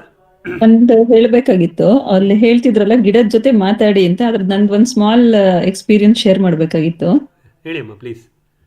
ನಾನು ಲಾಸ್ಟ್ ಇಯರ್ ಅದು ಹಲಸಿನ ಗಿಡ ನಾನು ಕೆಲವುದೆಲ್ಲ ಮುಂಚೆನೆ ಪ್ಲಾನ್ ಮಾಡ್ಕೊಂಡು ಪಾಟಲ್ಲಿ ಸ್ವಲ್ಪ ಬೆಳೆಸ್ಕೊತಾ ಇದ್ದೆ. ಕೆಲವುದೆಲ್ಲ ತಂದಿದ್ದೆಲ್ಲ ಅಲ್ಲಿ ಹೋಗಿ ಕಲೆಕ್ಟ್ ಮಾಡಿದ್ದೆಲ್ಲ ಪಾಟಲ್ಲಿ ಇಟ್ಕೊಂಡಿದ್ದು. ಸುಮಾರೆಲ್ಲ ಶಿಫ್ಟ್ ಮಾಡಿದ್ವಿ, ಯಾವ್ದೋ ಉಳಿದಿತ್ತು ಅಂತ ಅಂದ್ಬಿಟ್ಟು ಇರುವೆ ಇತ್ತು ಅಂತ ಗೊತ್ತಿಲ್ದೇನೆ ರೂಟ್ ಎಲ್ಲ ಫುಲ್ ತೊಳೆದ್ಬಿಟ್ಟು ವಿತೌಟ್ ಮಣ್ಣು ತಗೊಂಡ್ ಹೊಟ್ಟೋಗಿದ್ವಿ ಪ್ಲಾಂಟ್ ಮಾಡಕ್ಕೆ ಅಂತ. ಅದ್ ಪ್ಲಾಂಟ್ ಮಾಡಿ ನೆಕ್ಸ್ಟ್ ವೀಕ್ ಹೋಗಿ ನೋಡಿದಾಗ ಫುಲ್ ಎಲ್ಲ ಒಣಗಿ ಹೋಗ್ಬಿಟ್ಟಿತ್ತು. ತುಂಬಾ ಬೇಜಾರಾಯ್ತು. ಅಷ್ಟು 1 ವರ್ಷ 1.5 ವರ್ಷದಿಂದ ಕಾಪಾಡ್ಕೊಂಡಿದ್ ಗಿಡ ಆತರ ಇದಾಯ್ತಲ್ಲ ಅಂತ ಅನ್ಬಿಟ್ಟು ತುಂಬಾ ಬೇಜಾರಾಗಿತ್ತು. ಮತ್ತೆ ಬಿಟ್ಕೊಡಕ್ ಮನ್ಸಾಗ್ಲಿಲ್ಲ. ತುಂಬಾ ಅದ್ರ ಜೊತೆ ಮಾತಾಡಿ ಒಂದ್ ಸ್ವಲ್ಪ ಹೊತ್ತು ಅದ್ರ ಜೊತೆ ಕೂತ್ಕೊಂಡು ಟೈಮ್ ಸ್ಪೆಂಡ್ ಮಾಡಿ ಬಂದು, ಒಂಥರ ಈಗ ಏನದು ಹಾಸ್ಪಿಟಲ್ ಯಾರು ಪೇಷಂಟ್ ಇದ್ರೆ ನಾವು ಆಶ್ವಾಸನೆ ಕೊಡ್ತೀವಲ್ಲ, ಹಂಗೆ ಆತರ ಮಾತಾಡಿ ನೆಕ್ಸ್ಟ್ 10-15 ಡೇಸ್ ಆದ್ಮೇಲೆ ಹೋದಾಗ 2 ಹೊಸ ಚಿಗುರು ಕಾಣಿಸ್ತು. ಅದ್ರ ಸಂತೋಷನೇ ಬೇರೆ ಆಕ್ಚುಲಿ. ಅದು ಉಳಿಯೋದೆಲ್ಲ ಅನ್ನೋ ತರದಲ್ಲಿ ಇತ್ತು. ಯಾಕಂದ್ರೆ ನಾನು ಮೇಲ್ಗಡೆ ಇದ್ರದೆಲ್ಲ ನೋಡಿದ್ದೆ, ಬ್ರಾಂಚಸ್ ಎಲ್ಲಾನು ಹಸಿರು ಕಾಣಿಸ್ತಾ ಇರ್ಲಿಲ್ಲ. ಕೆಳಗಡೆ ಕುಡಿಯಿಂದ ಚಿಗುರ್ಕೊಂಡು ಇವಾಗ ಒಂಥರ ಚೆನ್ನಾಗಾಗಿದೆ ಗಿಡ ಸರ್. ನಿಜವಾಗ್ಲೂ ಮೇಡಮ್, ಇದನ್ನ ಡಾಕ್ಟರ್ ವಿಜಯಪ್ರಕಾಶ್ ಹೆಗಡೆ ಮತ್ತೆ 2ನೇ ಸಲ ಜ್ಞಾಪಿಸ್ಕೊತಾ ಇದ್ದೀನಿ ಸರ್ನ ಇವತ್ತು. ವಿಜಯಪ್ರಕಾಶ್ ಹೆಗಡೆ ಸರ್ ನಮ್ಗೆ ಹೇಳಿದ್ದಾರೆ, 1956ನೇ ಇಸ್ವಿನಲ್ಲಿ ಧಾರವಾಡ ಕೃಷಿ ಕಾಲೇಜಿನಲ್ಲಿ ಅವರು MSc ಮಾಡುವಾಗ, BSc MSc ಮಾಡುವಾಗ ಅವರ ಗುರುಗಳು ಪ್ರೊಫೆಸರ್ ಅಂತ ಅವ್ರ ಹೆಸರನ್ನು ಹೇಳ್ತಾರೆ, ಹಿತ್ತಲ ಮನೇನ ಇನ್ನೊಂದು ಹೆಸರು ಹೇಳ್ತಾರೆ, ಸಾಲಿಮಠ ಅಂತಾನೇನು, ಹಿರೇಮಠ ಅವರು. ಅವರ ಗುರುಗಳು ಹಿರೇಮಠ ಅವರು ಹೆಗಡೆ ಸರ್ಗೆ ಒಂದು ಪ್ರಾಜೆಕ್ಟ್ ಮಾಡೋಕ್ಕೆ ಹೇಳಿದ್ರಂತೆ. ಈ ಪ್ರಾಜೆಕ್ಟ್ ಮಾಡು, ನಿನ್ನ ಮಾತನ್ನು ಗಿಡಗಳು ಕೇಳುತ್ತವೆ, ಅದನ್ನು ಪ್ರೂವ್ ಮಾಡು ಅಂತೇಳಿ ಅವರು ಅದನ್ನು ಪ್ರಾಜೆಕ್ಟ್ ಮಾಡಿಸಿದ್ದಾರೆ. ಅದು ಸಮಯ ಕಮ್ಮಿ ಇರೋದ್ರಿಂದ ನೀವು ಹೇಳ್ತಾ ಇಲ್ಲ, ವಿವರ ಯೂಟ್ಯೂಬ್ ವಾಹಿನಿನಲ್ಲಿ ಪೂರ್ತಿ ಸರಿಯಾಗಿ ಹೆಗಡೆ ಸರ್ ಮಾತಾಡಿರೋದೇ ಇದೆ. ಅವರು ಗಿಡಗಳ ಜೊತೆ ಮಾತಾಡಿ ನೆಟ್ಟಂಥ ಗಿಡಗಳು, ಟ್ರಾನ್ಸ್ಪ್ಲಾಂಟ್ ಮಾಡಿದ ಗಿಡಗಳು ಹೆಂಗೆ ಸಕ್ಸಸ್ ಆಗಿದ್ವು, ಗಿಡಗಳ ಜೊತೆ ಮಾತಾಡೋದಲ್ಲೇ ಮಧ್ಯೆ ಪರದೆ ಇಟ್ಕೊಂಡು ಮಾತಾಡೋದಲ್ಲೇ ನೆಟ್ಟಂಥ ಗಿಡಗಳು ಹೇಗೆ ಸ್ಟ್ರೆಸ್ಸಲ್ಲಿದ್ವು ಅನ್ನೋದನ್ನು ಅವರು ಅವರ MSc ಪ್ರಾಜೆಕ್ಟಲ್ಲಿ ಧಾರವಾಡ ಕಾಲೇಜಲ್ಲಿ ಮಾಡಿ ಅವರ ಪ್ರಾಜೆಕ್ಟ್ ಗೈಡ್ಗೆ ಅವರು ತೋರಿಸಿದ್ರಂತೆ. ಅದನ್ನು 56ನೇ ಇಸ್ವಿನಲ್ಲೇ ಹೆಗಡೆ ಸರ್ ಅದನ್ನು ಅನುಭವ ಮಾಡ್ಕೊಂಡಿದ್ದು ಅವತ್ತು ನೆಮ್ಮಲ್ಗೆ ಹಾಕೋತಾ ಇರ್ತಾಯಿದ್ರು. ಹಾಗಾಗಿ ಖಂಡಿತ ಅಮ್ಮ, ಖಂಡಿತ ನಾವು ನಮ್ಮ ಗಿಡಗಳ ಜೊತೆ ಇವತ್ತು ನಾಗಪಾಲ್ಜಿ ನಮಗೆ ಸೂಕ್ಷ್ಮಜೀವಿಗಳ ಜೊತೆ ಮಾತಾಡಿ ಅಂತ ಹೇಳ್ಬಿಟ್ರು. ಗಿಡಗಳ ಜೊತೆ ಮಾತಾಡೋದು ಓಕೆ, ನಾವು we can touch, feel, hug experience. ಕಣ್ಣಿಗೆ ಕಾಣದ ಸೂಕ್ಷ್ಮಜೀವಿಗಳ ಜೊತೆ ಗಟ್ ಮೈಕ್ರೋಸ್ ಜೊತೆ ಗಟ್ ಫೀಲಿಂಗ್ ಹೆಂಗೆ ಇಟ್ಕೊಳ್ಳೋದು. So he has given us another big challenge today. Yeah, it's a very different dimension towards like farming, sir. Actually, how we have to coexist with nature ಅನ್ನೋದಕ್ಕೆ ಇನ್ನೊಂದು ಉದಾಹರಣೆ actually. Not only visible things, invisible things ನಾವು ಸಂಬಂಧಗಳನ್ನ ಬೆಳೆಸ್ಕೋಬೇಕಮ್ಮ ತೋಟದಲ್ಲಿ. ನಿಜವಾಗ್ಲೂ ಅಲ್ಲೇ ಸಾರ್ಥಕತೆ ಇರುತ್ತೆ ನೈಸರ್ಗಿಕ ಕೃಷಿನಲ್ಲಿ ಅಂತ ನಾವು ಅನ್ಕೋಬಹುದು. ಅದಕ್ಕೆ one more thanks to you sir. ಯಾಕಂದ್ರೆ ಇದು ಮೋರ್ ಯಾಕೆ ಅಟ್ರಾಕ್ಟ್ ಅಂತ, ಮೋರ್ ಸಿಂಪ್ಲಿಫೈಡ್ ವರ್ಷನ್ ಅಲ್ಲಿ ನೀವು ಏನ್ ಮಾಡ್ಕೊಂಡು ತಗೊಂಡ್ ಹೋಗ್ತಾ ಇದ್ದೀರಾ ಇದನ್ನ. ಸೊ ದಿಸ್ ಮೇಕ್ಸ್ ಆಕ್ಚುಲಿ ಬೇರೆ ಜನಕ್ಕೂ ಇದರಲ್ಲಿ ಉಳಿಯಕ್ಕೆ ಒಂದು ಅವಕಾಶ ಆಗುತ್ತೆ. ಎಲ್ಲರೂ ಉತ್ಸಾಹದಿಂದ ಬರ್ತಾರೆ. ಬಟ್ ಇಲ್ಲಿರೋ ಚಾಲೆಂಜಸ್ ಫೇಸ್ ಮಾಡ್ತಿದಂಗೆ ಸುಮಾರು ಚಾಲೆಂಜಸ್ ಬರುತ್ತೆ. Farming is not such easy. But ಆದ್ರೆ ಅದನ್ನ ಎಷ್ಟು ಸಿಂಪ್ಲಿಫೈ ಮಾಡಕ್ ಆಗುತ್ತೋ ಆ ಉದ್ದೇಶದಿಂದ ನೀವು ನಡೆಸ್ಕೊಂಡು ಹೋಗ್ತಾ ಇದೀರಾ ಸರ್ ಆಕ್ಚುಲಿ. ಸೊ ಈ ಒಂದು ನಿಮ್ಮ ಒಂದು ಪ್ರಯತ್ನದಿಂದ ಎಷ್ಟೋ ಜನ ಹಾಗೆ ಉಳಿದು ಮುಂದೆ ವರೆಸ್ತಾರೆ ಅಂತ ನಾನು ನಂಬ್ತೀನಿ ಸರ್.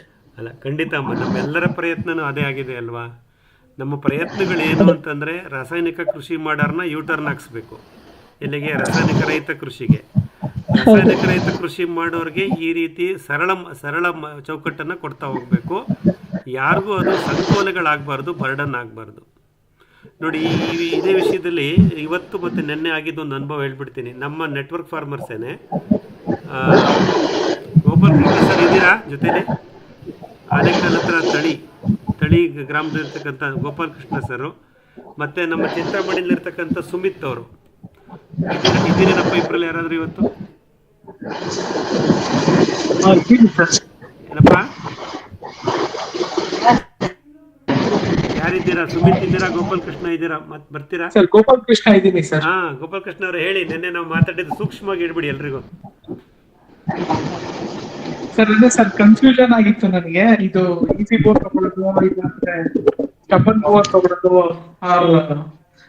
ಇದು ಒಂದು VST ಶಕ್ತಿದು 165 DIS ಪವರ್ ಟಿಲ್ಲರ್ ತಗೊಳ್ಳೋದು ಅನ್ನೋದು ಸ್ವಲ್ಪ ಕನ್ಫ್ಯೂಷನ್ ಆಗಿತ್ತು.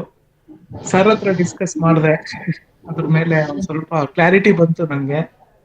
ಸೊ ಅದೇ ಅದ್ರ ಮೇಲೆ ಡಿಸಿಷನ್ ತಗೋಬೇಕು ಇವಾಗ. ಅಲ್ಲ, ಏನ್ ಪಾಯಿಂಟ್ ಆಫ್ ಡಿಸ್ಕಷನ್ ಎಲ್ಲಿ ತನಕ ಬಂತು ಹೇಳ್ಬಿಡಿ ಸೂಕ್ಷ್ಮವಾಗಿ. ಅದು ಅದ್ರದ್ದು ಪ್ರೋಸ್ ಅಂಡ್ ಕಾನ್ಸ್ ತುಂಬಾ ಡೀಟೇಲ್ ಆಗಿ ಡಿಸ್ಕಸ್ ಮಾಡ್ತಾ ಇದ್ವಿ. ಸೊ ಇವಾಗ ಈಸಿ ಬೋ ತಗೊಂಡ್ರೆ ಅದ್ರದ್ದು ಅಡ್ವಾಂಟೇಜ್ ಏನು, ಅದ್ರದ್ದು ಡಿಸ್ಅಡ್ವಾಂಟೇಜ್ ಏನು, everything we were discussing. Conclusion ಏನ್ ಮಾಡಿದ್ವಿ ಅಂದ್ರೆ, ನಾವು ಅದು ಎಸ್ ಅಲ್ಲಿ ಯೂಸ್ ಮಾಡ್ತೀವಿ ಅನ್ನೋದನ್ನ ಫಸ್ಟ್ ನಾವು ತಿಳ್ಕೊಬೇಕಾಗತ್ತೆ. ಒಂದು, ಇವಾಗ ವರ್ಷದಲ್ಲಿ ತಿಂಗಳಲ್ಲಿ ನಾವು ಎಷ್ಟು ದಿನ ಯೂಸ್ ಮಾಡ್ತೀವಿ ಅನ್ನೋದ್ರ ಮೇಲೆ ನಾವು ಅದಕ್ಕೆ ಬಂಡವಾಳ ಹಾಕೋದಕ್ಕೆ, ಇನ್ವೆಸ್ಟ್ಮೆಂಟ್ ಮಾಡೋದಕ್ಕೆ ಅದನ್ನ ಒಂದು ತಿಳ್ಕೊಬೇಕು ಅಂತ ಒಂದು. ಸೆಕೆಂಡ್, ಅದರಿಂದ ಯೂಸ್ ಅದ್ರದ್ದು ಭಾರ ಏನಾದ್ರೂ ಭೂಮಿ ಮೇಲೆ ಬಿದ್ದು ಅದಿನ್ನ ತೊಂದರೆ ಆಗತ್ತಾ, ಅಥವಾ ಅದೊಂದು ಪ್ರೋಸ್ ಅಂಡ್ ಕಾನ್ಸ್, ಆತರ ತುಂಬಾ ಡಿಫ್ರೆಂಟ್ ಆಂಗಲ್ಸ್ ಅಲ್ಲಿ ತುಂಬಾ ಮಾತಾಡ್ತಾ ಇದ್ವಿ. ನಾನು ಅದ್ರ ಬಗ್ಗೆ ತುಂಬಾ ರಿಸರ್ಚ್ ಮಾಡಿ ಅದ್ರ ಸರ್ಗೆ ದೊಡ್ಡ ಮೆಸೇಜ್ ಕಳ್ಸಿದ್ದೆ. ಇದ್ರದ್ದೇನ್ ಅಡ್ವಾಂಟೇಜ್, ಅದ್ರದ್ದೇನ್ ಅಡ್ವಾಂಟೇಜ್, ಅದ್ರದ್ದು ದುಡ್ಡು ಎಷ್ಟು, ಅದೆಷ್ಟು ಅಂತ. Then we decided will continue with brush cutter for some more time and then we will see ಅಂತ. ಸೊ ಯಾ ಸರ್, ನೀವು if you want to add please add sir. ಇಲ್ಲ ತೊಂದರೆ ಇಲ್ಲ, ಏನಿಲ್ಲ ಕಣ್ರಪ್ಪ. ನೋಡಿ, ನಾವು ಕಳೆ ನಿರ್ವಹಣೆ ಮಾಡಲಿಕ್ಕೆ ಸ್ಲ್ಯಾಶರು, ಮಲ್ಚರು, ಬ್ರಷ್ ಕಟ್ಟರು ಈ ಥರ ಎಲ್ಲ ಯಂತ್ರಗಳು ಯಾರು ಸ್ವಲ್ಪ ಮ್ಯೂಟ್ ಆಗ್ತೀರಾ? ಓಪನ್ ಇದ್ದವ್ರು ಮ್ಯೂಟ್ ಆಗಿ, ಸ್ವಲ್ಪ ಬ್ಯಾಕ್ಗ್ರೌಂಡ್ ನಾಯ್ಸ್ ಬರ್ತಾ ಇದೆ. ಹಲೋ, ಪ್ಲೀಸ್ ಮ್ಯೂಟ್ ಮಾಡ್ಕೊಳ್ಳಿಯಪ್ಪ ದಯವಿಟ್ಟು. ಯಾರು ಅನ್ಮ್ಯೂಟ್ ಆಗಿದ್ದೀರಾ? ಹಲೋ, ಅರವಿಂದ್ ಅಂತ ಯಾವ್ದೋ ಅನ್ಮ್ಯೂಟ್ ಆಗಿದೆ ಸರ್. ಅರವಿಂದ್ ಅವರೇ ಮ್ಯೂಟ್ ಮಾಡ್ಕೊಳ್ಳಿ, ನಾಯ್ಸ್ ಬರುತ್ತೆ, ರೆಕಾರ್ಡ್ ಸರಿಯಾಗಲ್ಲ ಪ್ಲೀಸ್.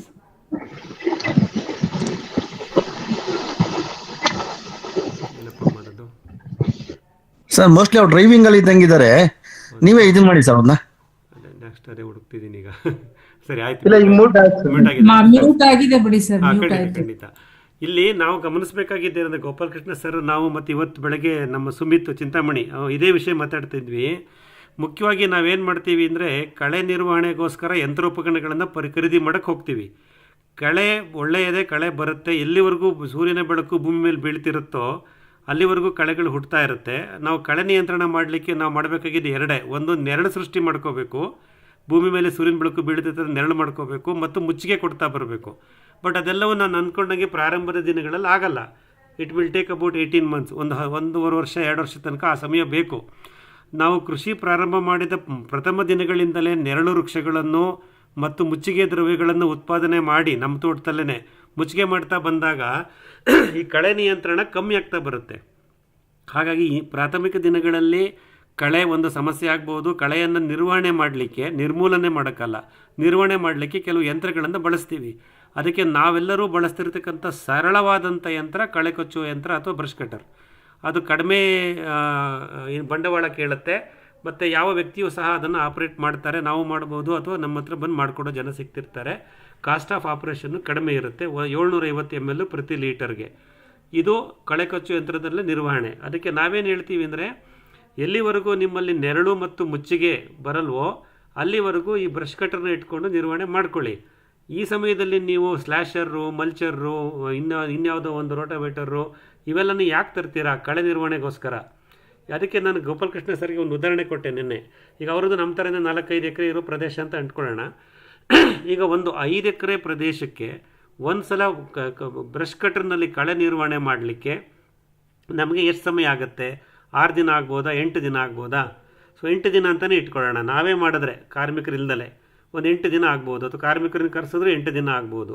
ಅಂದರೆ ಒಂದು ಸತಿ ನನ್ನ ತೋಟದ ಸಂಪೂರ್ಣ ಕಳೆ ನಿಯಂತ್ರಣ ಮಾಡಲಿಕ್ಕೆ ಕಳೆ ಕೊಚ್ಚು ಯಂತ್ರದಿಂದ 8 ದಿನ ಬೇಕಾಗುತ್ತೆ. ವರ್ಷಕ್ಕೆ ನಾನು ಎಷ್ಟು ಸಲ ಆ ಥರ ಮಾಡ್ಬೋದು? 3 ಸತಿ ಮಾಡ್ಬೋದಾ? 4 ಸತಿ ಮಾಡ್ಬೋದಾ? ವರ್ಷದಲ್ಲಿ 4 ಸಲ ಮಾತ್ರ ನಾವು ಕಳೆ ನಿರ್ವಹಣೆ ಮಾಡ್ತೀವಿ. ಅಲ್ಲಿಗೇನು 8 ಗಂಟೆ ಇಂಟು 4 ಸತಿ 32 ಗಂಟೆಗಳು ಮಾತ್ರ, 32 ದಿನಗಳು ಮಾತ್ರ ಉಪಯೋಗಿಸ್ತೀವಿ. ಅಂದರೆ 365 ದಿನದಲ್ಲಿ 32 ದಿನ ಮಾತ್ರ ನಾವು ಅದನ್ನು ಉಪಯೋಗಿಸ್ತೀವಿ. ಅದೇ ಥರ ನೀವು ಸ್ಲ್ಯಾಶರು, ಮಲ್ಚರು, ಈಝೀಬು, ಆಝೀಬು ಏನೇ ತಗೊಂಬಂದರೂ ಅದು ವರ್ಷದಲ್ಲಿ ಕೇವಲ ಒಂದು 15-20 ದಿವಸದ ಮೇಲೆ ಯೂಸೇ ಆಗಲ್ಲ. ಸುಮ್ಮನೆ ಆಯುಧ ಪೂಜೆಗೆ ರೆಡಿಯಾಗಿ ಕೂತ್ಕೊಳ್ಳುತ್ತೆ ಸ್ನಾನ ಮಾಡ್ಕೊಂಬಂದು. ಅದು ಬಿಟ್ಟು ಇನ್ನೇನೂ ಮಾಡಲ್ಲ. ಅದಕ್ಕೆ ನಾನು ಹೇಳ್ತೀನಿ, ಯಾವ ಯಂತ್ರಗಳು ನಮಗೆ ಸತತ ಬಳಕೆ ಆಗಲ್ವೋ, ಯಾವ ಯಂತ್ರಗಳು ನಮಗೆ ಸಂಪೂರ್ಣ ಅವಧಿಯವರೆಗೆ ಅಂದರೆ 10 ವರ್ಷಗಳವರೆಗೆ ಅವು ಬಳಕೆ ಆಗಲ್ವೋ ಅದ್ರ ಮೇಲೆ ಯಾಕೆ ನಾವು ಬಂಡವಾಳ ಹಾಕಬೇಕು? 2 ವರ್ಷದ ಮೇಲೆ ನಮಗೆ ಕಳೆ ಸಮಸ್ಯೆನೇ ಅಲ್ವಲ್ಲ. ಎಲ್ಲ ಕಡೆ ನೆರಳಿರುತ್ತೆ, ಮುಚ್ಚಿಗೆ ಮಾಡಿರ್ತೀವಿ, ಕಳೆ ಬರೋದೇ ಇಲ್ಲ. ಬಾರಪ್ಪ ಅಂದರೂ ಕಳೆ ಬರೋಲ್ಲ. ಆಗ ಆ ಪರಿಸ್ಥಿತಿಗೆ ನಮ್ಮ ನೈಸರ್ಗಿಕ ಕೃಷಿನಲ್ಲಿ ನಾವು ಹೋಗ್ತಾ ಇದ್ದೀವಿ. ನಮ್ಮ ಉದಾಹರಣೆಗಳು ನಮ್ಮ ತೋಟಗಳಲ್ಲೇ ಇದೆ. ಹಾಗಾಗಿ ದಯವಿಟ್ಟು ಈ ಯಂತ್ರಗಳ ಮೇಲೆ ಬಂಡವಾಳ ಹಾಕಬೇಡಿ ಅಂತ ಹೇಳಿ ನಾನು ಗೋಪಾಲಕೃಷ್ಣ ಅವ್ರಿಗೂ ಹೇಳಿದೆ, ಇವತ್ತು ಸುಮಿತ್ ಅವ್ರಿಗೂ ಹೇಳಿದೆ, ನೀವು ಈ ಥರ ಮಾಡ್ರಪ್ಪ. ಸೊ ಕಳೆ ಕೊಚ್ಚು ಯಂತ್ರದಿಂದಲೇ ನಿರ್ವಹಣೆ ಮಾಡಿಸಿ ಅಥವಾ ಮಾಡಿ ಅದಕ್ಕೆ ಖರ್ಚು ಮಾಡೋದು. ಇವತ್ತು ಒಂದು ಸ್ಲ್ಯಾಶರು, ಮಲ್ಚರು 80,000, 1 ಲಕ್ಷ, 1,25,000, ಝೀಬು 3 ಲಕ್ಷ ಎಲ್ಲಿಗೆ ಹೋಗಿ ಮುಟ್ತಾ ಇದೆ? ಇದೆಲ್ಲ ಅವಶ್ಯಕತೆ ಇದೆಯೇ? ಈಗ ನಮ್ಮನೇಲಿ ಒಂದು ಸತಿ 6 ಎಕರೆ ನನ್ನ ಬ್ರಷ್ ಕಟರ್ ಮಾಡಿಸ್ಲಿಕ್ಕೆ 40-45 ಗಂಟೆ ತಗೊಳುತ್ತೆ. ಬೇಡ 50 ಗಂಟೆ ಅಂತಲೇ ಇಟ್ಕೊಳ್ಳಿ. ಸೊ 300 ರೂಪಾಯಿ ಒಂದು ಗಂಟೆ ಅಂದರೆ 15,000 ರೂಪಾಯಿ ಒಂದು ಸತಿ ಖರ್ಚಾಗುತ್ತೆ. ಅದನ್ನು ವರ್ಷಕ್ಕೆ 4 ಸತಿ ಮಾಡಬೇಕು. ಆದರೆ 15,000 ಒಂದು ಸತಿ ನಾನು ಕೊಡ್ತಾ ಹೋದರೆ ನನಗೆ ಹೊರನೇ ಆಗಲ್ಲ. ಆದರೆ ಒಂದು ಸತಿ ನಾನು 1,25,000 ಕೊಟ್ಟು VST ಮಿಷನ್ನು 3 ಲಕ್ಷ ಕೊಟ್ಟು ಝೀಬುನೋ ಎಲ್ಲಿ ತರಲಿಯಪ್ಪ? ಅಷ್ಟು ಮೂಲ ಬಂಡವಾಳದ ಅವಶ್ಯಕತೆ ಬೇಕೇ ನೈಸರ್ಗಿಕ ಕೃಷಿನಲ್ಲಿ? ಇದೇ ವಿಷಯ ನಾವು ಡಿಸ್ಕಸ್ ಮಾಡಿರೋದು. ದಯವಿಟ್ಟು ನೆರಳು ಸೃಷ್ಟಿ ಮಾಡಿ ಮುಚ್ಚಿಗೆ ಕೊಡಿ, ಆಯಿತಾ? ಕಳೆ ನಿಯಂತ್ರಣ ಸಮಸ್ಯೆನೇ ಅಲ್ಲ. ಕೇವಲ 18 ತಿಂಗಳಿನಲ್ಲಿ ನಿಮ್ಮ ಕಳೆ ಕೊಚ್ಚುವ ಸಮಯ ಮತ್ತು ಅದರ ಫ್ರೀಕ್ವೆನ್ಸಿ ಬಹಳ ಕಡಿಮೆ ಆಗುತ್ತೆ, ನೀವು ಗಮನಿಸ್ತಾ ಬರ್ತೀರಾ. ಹಾಗಾಗಿ ಆದಷ್ಟು ನಾವು ಲಾಂಗ್ ಹಾರಿಜನ್, ದೂರದೃಷ್ಟಿಯಿಂದ ನಿರ್ವಹಣೆ ಮಾಡ್ತಾ ಹೋಗೋಣ. ಯಾವುದೇ ಬಂಡವಾಳ ಹಾಕೋಕ್ಕೆ ಮುಂಚೆ 2 ಸಲ ಯೋಚನೆ ಮಾಡಿ. ಇದನ್ನೇ ನಾನು 2 ಮಿತ್ರರಿಗೂ ನಿನ್ನೆ ಮತ್ತು ಇವತ್ತು ಹೇಳಿದ್ದೀನಿ.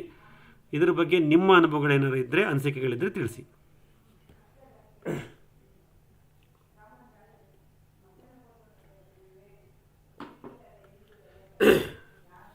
ಅನಗತ್ಯ ಬಂಡವಾಳ ಬೇಕೇ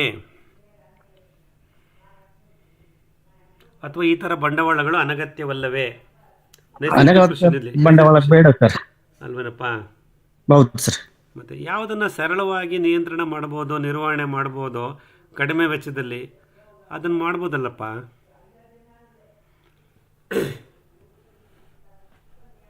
ಸರಿ ಮೇಡಮ್. ಸೊ ಅವ್ರು ಪ್ರಸ್ತಾಪ ಮಾಡಿದ್ದಕ್ಕೆ ನಾನು ಹೇಳಿದೆ ಹೇಗೆ ನೈಸರ್ಗಿಕ ಕೃಷಿ ಸರಳೀಕರಣಗೊಂಡಿದೆ. ನ್ಯಾಚುರಲ್ ಫಾರ್ಮಿಂಗ್ ಮೇಡ್ ಸಿಂಪಲ್ ಟ್ಯಾಗ್ಲೈನೇ ಕೊಟ್ಬಿಟ್ಟಿದ್ದೀವಿ ನಾವು 1 ವರ್ಷದಿಂದ, ಈ ವೆಬಿನಾರ್ ಸ್ಟಾರ್ಟ್ ಆದಾಗಲೇ. ಎಷ್ಟು ಸಾಧ್ಯವೋ ಅಷ್ಟು ಸರಳೀಕರಣ ಮಾಡ್ತಾ ಬರೋಣ, ಸರಳವಾಗಿ ತೊಗೊಂಡೋಗೋಣ.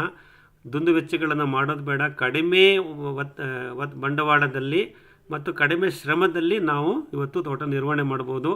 ಶುಕ್ರವಾರ ಬನ್ನಿ, MS ಫಾರ್ಮಲ್ಲಿ ನಾನು ತೋರಿಸ್ತೀನಿ. ನನ್ನ ತೋಟದಲ್ಲಿರೋದು 2 ಕೆಲಸ. ಒಂದು ತೇವಾಂಶ ನಿರ್ವಹಣೆ, ಅದಕ್ಕೆ ನಮ್ಮ ಕೆಂಪರಾಜ್ ಇದ್ದಾರೆ, ಕರೆಂಟ್ ಬಂದಾಗ ಮೋಟ್ರನ್ ಮಾಡ್ತಾರೆ. ಇನ್ನೊಂದು ಕಳೆ ನಿರ್ವಹಣೆ ಮತ್ತು ಮುಚ್ಚಿಗೆ, ಅದನ್ನು ನಮ್ಮ ವೆಂಕಟರಮಣ ಮಾಡ್ತಾರೆ. ಇಬ್ಬರೇ ನನ್ನ ತೋಟಕ್ಕೆ 8 ಎಕರೆಗೆ ಅವರಿಬ್ಬರೇ ಮಾಡೋದು. ಬೇರೆ ಯಾವ ಕೂಲಿ ಕಾರ್ಮಿಕರ ಅವಶ್ಯಕತೆ ನನಗಿಲ್ಲ. ತೇವಾಂಶ ನಿರ್ವಹಣೆ ಮತ್ತು ಕಳೆ ಕತ್ತರಿಸುವುದು, ಚಾಪ್ ಆ್ಯಂಡ್ ಡ್ರಾಪು, ಕತ್ತರಿಸಿ ಮುಚ್ಚಿಗೆ ಮಾಡುವುದು. ಇದು ಬಿಟ್ಟು 3ನೇ ಕೆಲಸನೇ ನಮಗಲ್ಲಿಲ್ಲ ಇವತ್ತು. ಎಲ್ಲೆಲ್ಲಿ ಬಿಸಿಲು ಜಾಸ್ತಿ ಬಿಡುತ್ತೆ ಎಲ್ಲ ನೆರಳು ಸೃಷ್ಟಿ ಮಾಡೋಕ್ಕೆ. ಮತ್ತು ಈ ಸಲ ಮತ್ತೆ 2,000 ಕಡ್ಡಿಗಳನ್ನು ನೆಟ್ಟಿದ್ವಿ. ಗ್ಲಿರಿಸಿಡಿಯಾ, ಹಾಲುವಾಣ ಗಿಡಗಳನ್ನು 2,000 ಕಡ್ಡಿ ನೆಟ್ಟಿದ್ವಿ MS ಫಾರ್ಮ್ನಲ್ಲಿ. ಎಲ್ಲೆಲ್ಲಿ ಬಿಸಿಲು ಬೀಳುತ್ತೋ ಅಲ್ಲೆಲ್ಲ ಹಾಲುವಾಣ ಗಿಡಗಳು ಬೆಳೀಲಿ, ನೆರಳು ಸೃಷ್ಟಿಯಾಗಲಿ ಅನ್ನೋ ಉದ್ದೇಶಕ್ಕೆ ಅದನ್ನು ಮಾಡ್ತಾಯಿದ್ದೀವಿ. ಇನ್ನು 2 ವರ್ಷದಲ್ಲಿ ಅವು ಬೆಳೆದು ಬಿಡ್ತವೆ. ಆವಾಗ ಪ್ರತಿಶತ 90% ಯಾವುದೇ ಅಡಚಣೆ ಇಲ್ಲದೆ, ಯಾವುದೇ ಹಸ್ತಕ್ಷೇಪ ಇಲ್ಲದೆ ತಾನೇ ಆ ಒಂದು ತೋಟ ನಿರ್ವಹಿಸಲ್ಪಡುತ್ತೆ. ಅದನ್ನು ನಾವು ಖಂಡಿತ ಗಮನಿಸ್ಬೋದು. ಆ ರಿಸಲ್ಟ್ಸ್ ನನಗೆ ಆಲ್ರೆಡಿ ಬಂದಿದೆ. ಅದನ್ನೇ ಇವಾಗ ಪಾಳ್ಯ ಹೋಬಳಿ, ಆಲೂರು ತಾಲೂಕು ನಮ್ಮನೆ ತೋಟದಲ್ಲೂ ಮಾಡೋ ಪ್ರಯತ್ನ ನಡೆದಿದೆ. ಸುಮಾರು 2,000ಕ್ಕೂ ಮೇಲ್ಪಟ್ಟು ಗ್ಲಿರಿಸಿಡಿಯಾ ಮತ್ತು ಹಾಲುವಾಣ ಕಡ್ಡಿಗಳನ್ನು ಸ್ಥಳೀಯವಾಗಿ ತರಿಸಿ ಪ್ರತಿ ತೆಂಗಿನ ಮರದ ಮಧ್ಯೆ 3 ಸಾಲುಗಳಲ್ಲಿ 3 ಅಡಿ ಅಂತರದಲ್ಲಿ ಗ್ಲಿರಿಸಿಡಿಯಾ ಹಾಲುವಾಣಗಳನ್ನು ನೆಟ್ಟು ಮಧ್ಯದಲ್ಲಿ ರೊಬಸ್ಟ ಮತ್ತು ಅರೇಬಿಕಾ ಕಾಫಿ ಹಾಕೋ ಕಾರ್ಯಕ್ರಮ ನಡೀತಿದೆ. ಒಂದು ವಿಡಿಯೋ ಮಾಡಿ ಹಾಕಿದ್ದೆ. ಸೊ ಅದ್ರ ಬಗ್ಗೆ ನಾನು ನಿಮಗೆ ಅಪ್ಡೇಟ್ ಮಾಡ್ತಾ ಹೋಗ್ತೀನಿ. ಮುಖ್ಯವಾಗಿ ನಾವು ಮಾಡಬೇಕಾಗಿರೋದು ನೆರಳು ಮತ್ತು ಮುಚ್ಚಿಗೆ. ಹೇಳಿಯಪ್ಪ, ಇನ್ನೇನಾರು ಇದ್ರೆ ಹೇಳಿ.